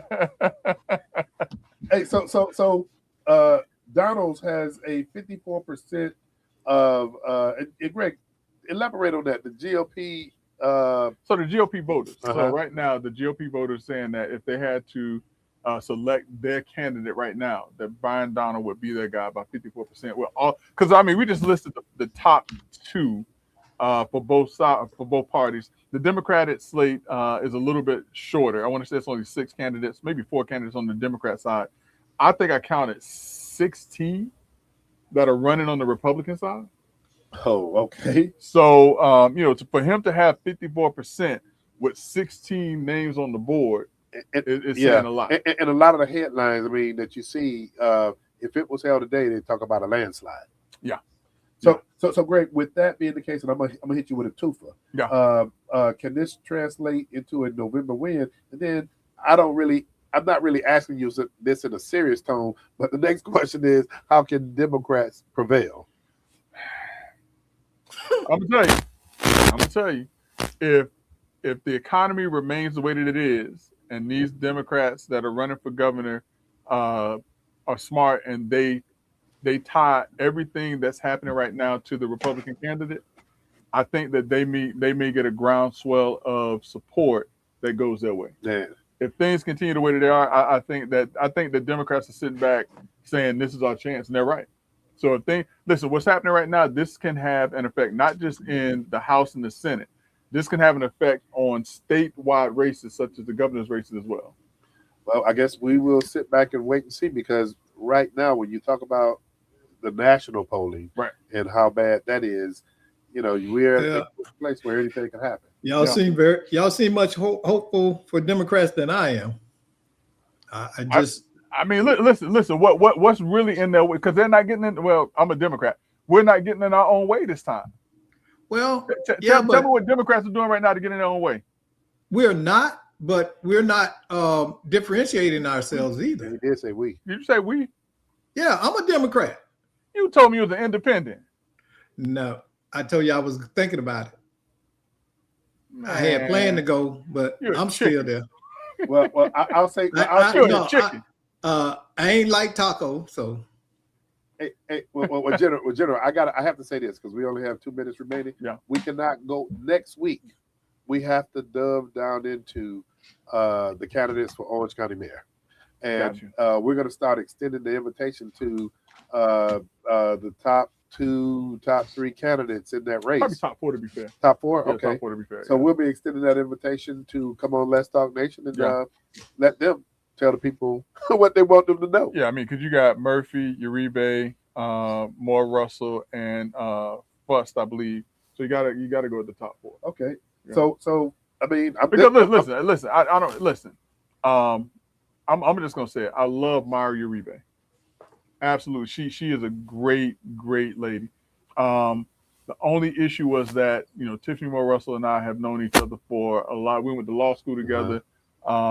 She and I have never had any beef. She never told me she would support me and didn't do it. When she couldn't do something, she didn't do it. Yeah. And so when I found out she was running, I committed.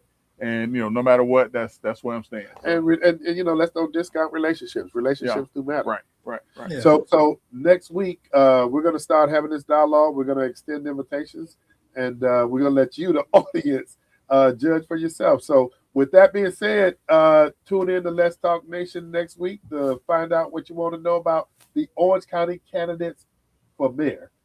Hey, Brother Jackson, the general, I love the fact that I learned where you got that name, the general, from now. Yeah. Got to give Supreme Court Justice Perry some credit for that. Absolutely. But hey, brother, but you don't have to go home. Got to get out of here. We'll see you next week on Let's Talk Nation.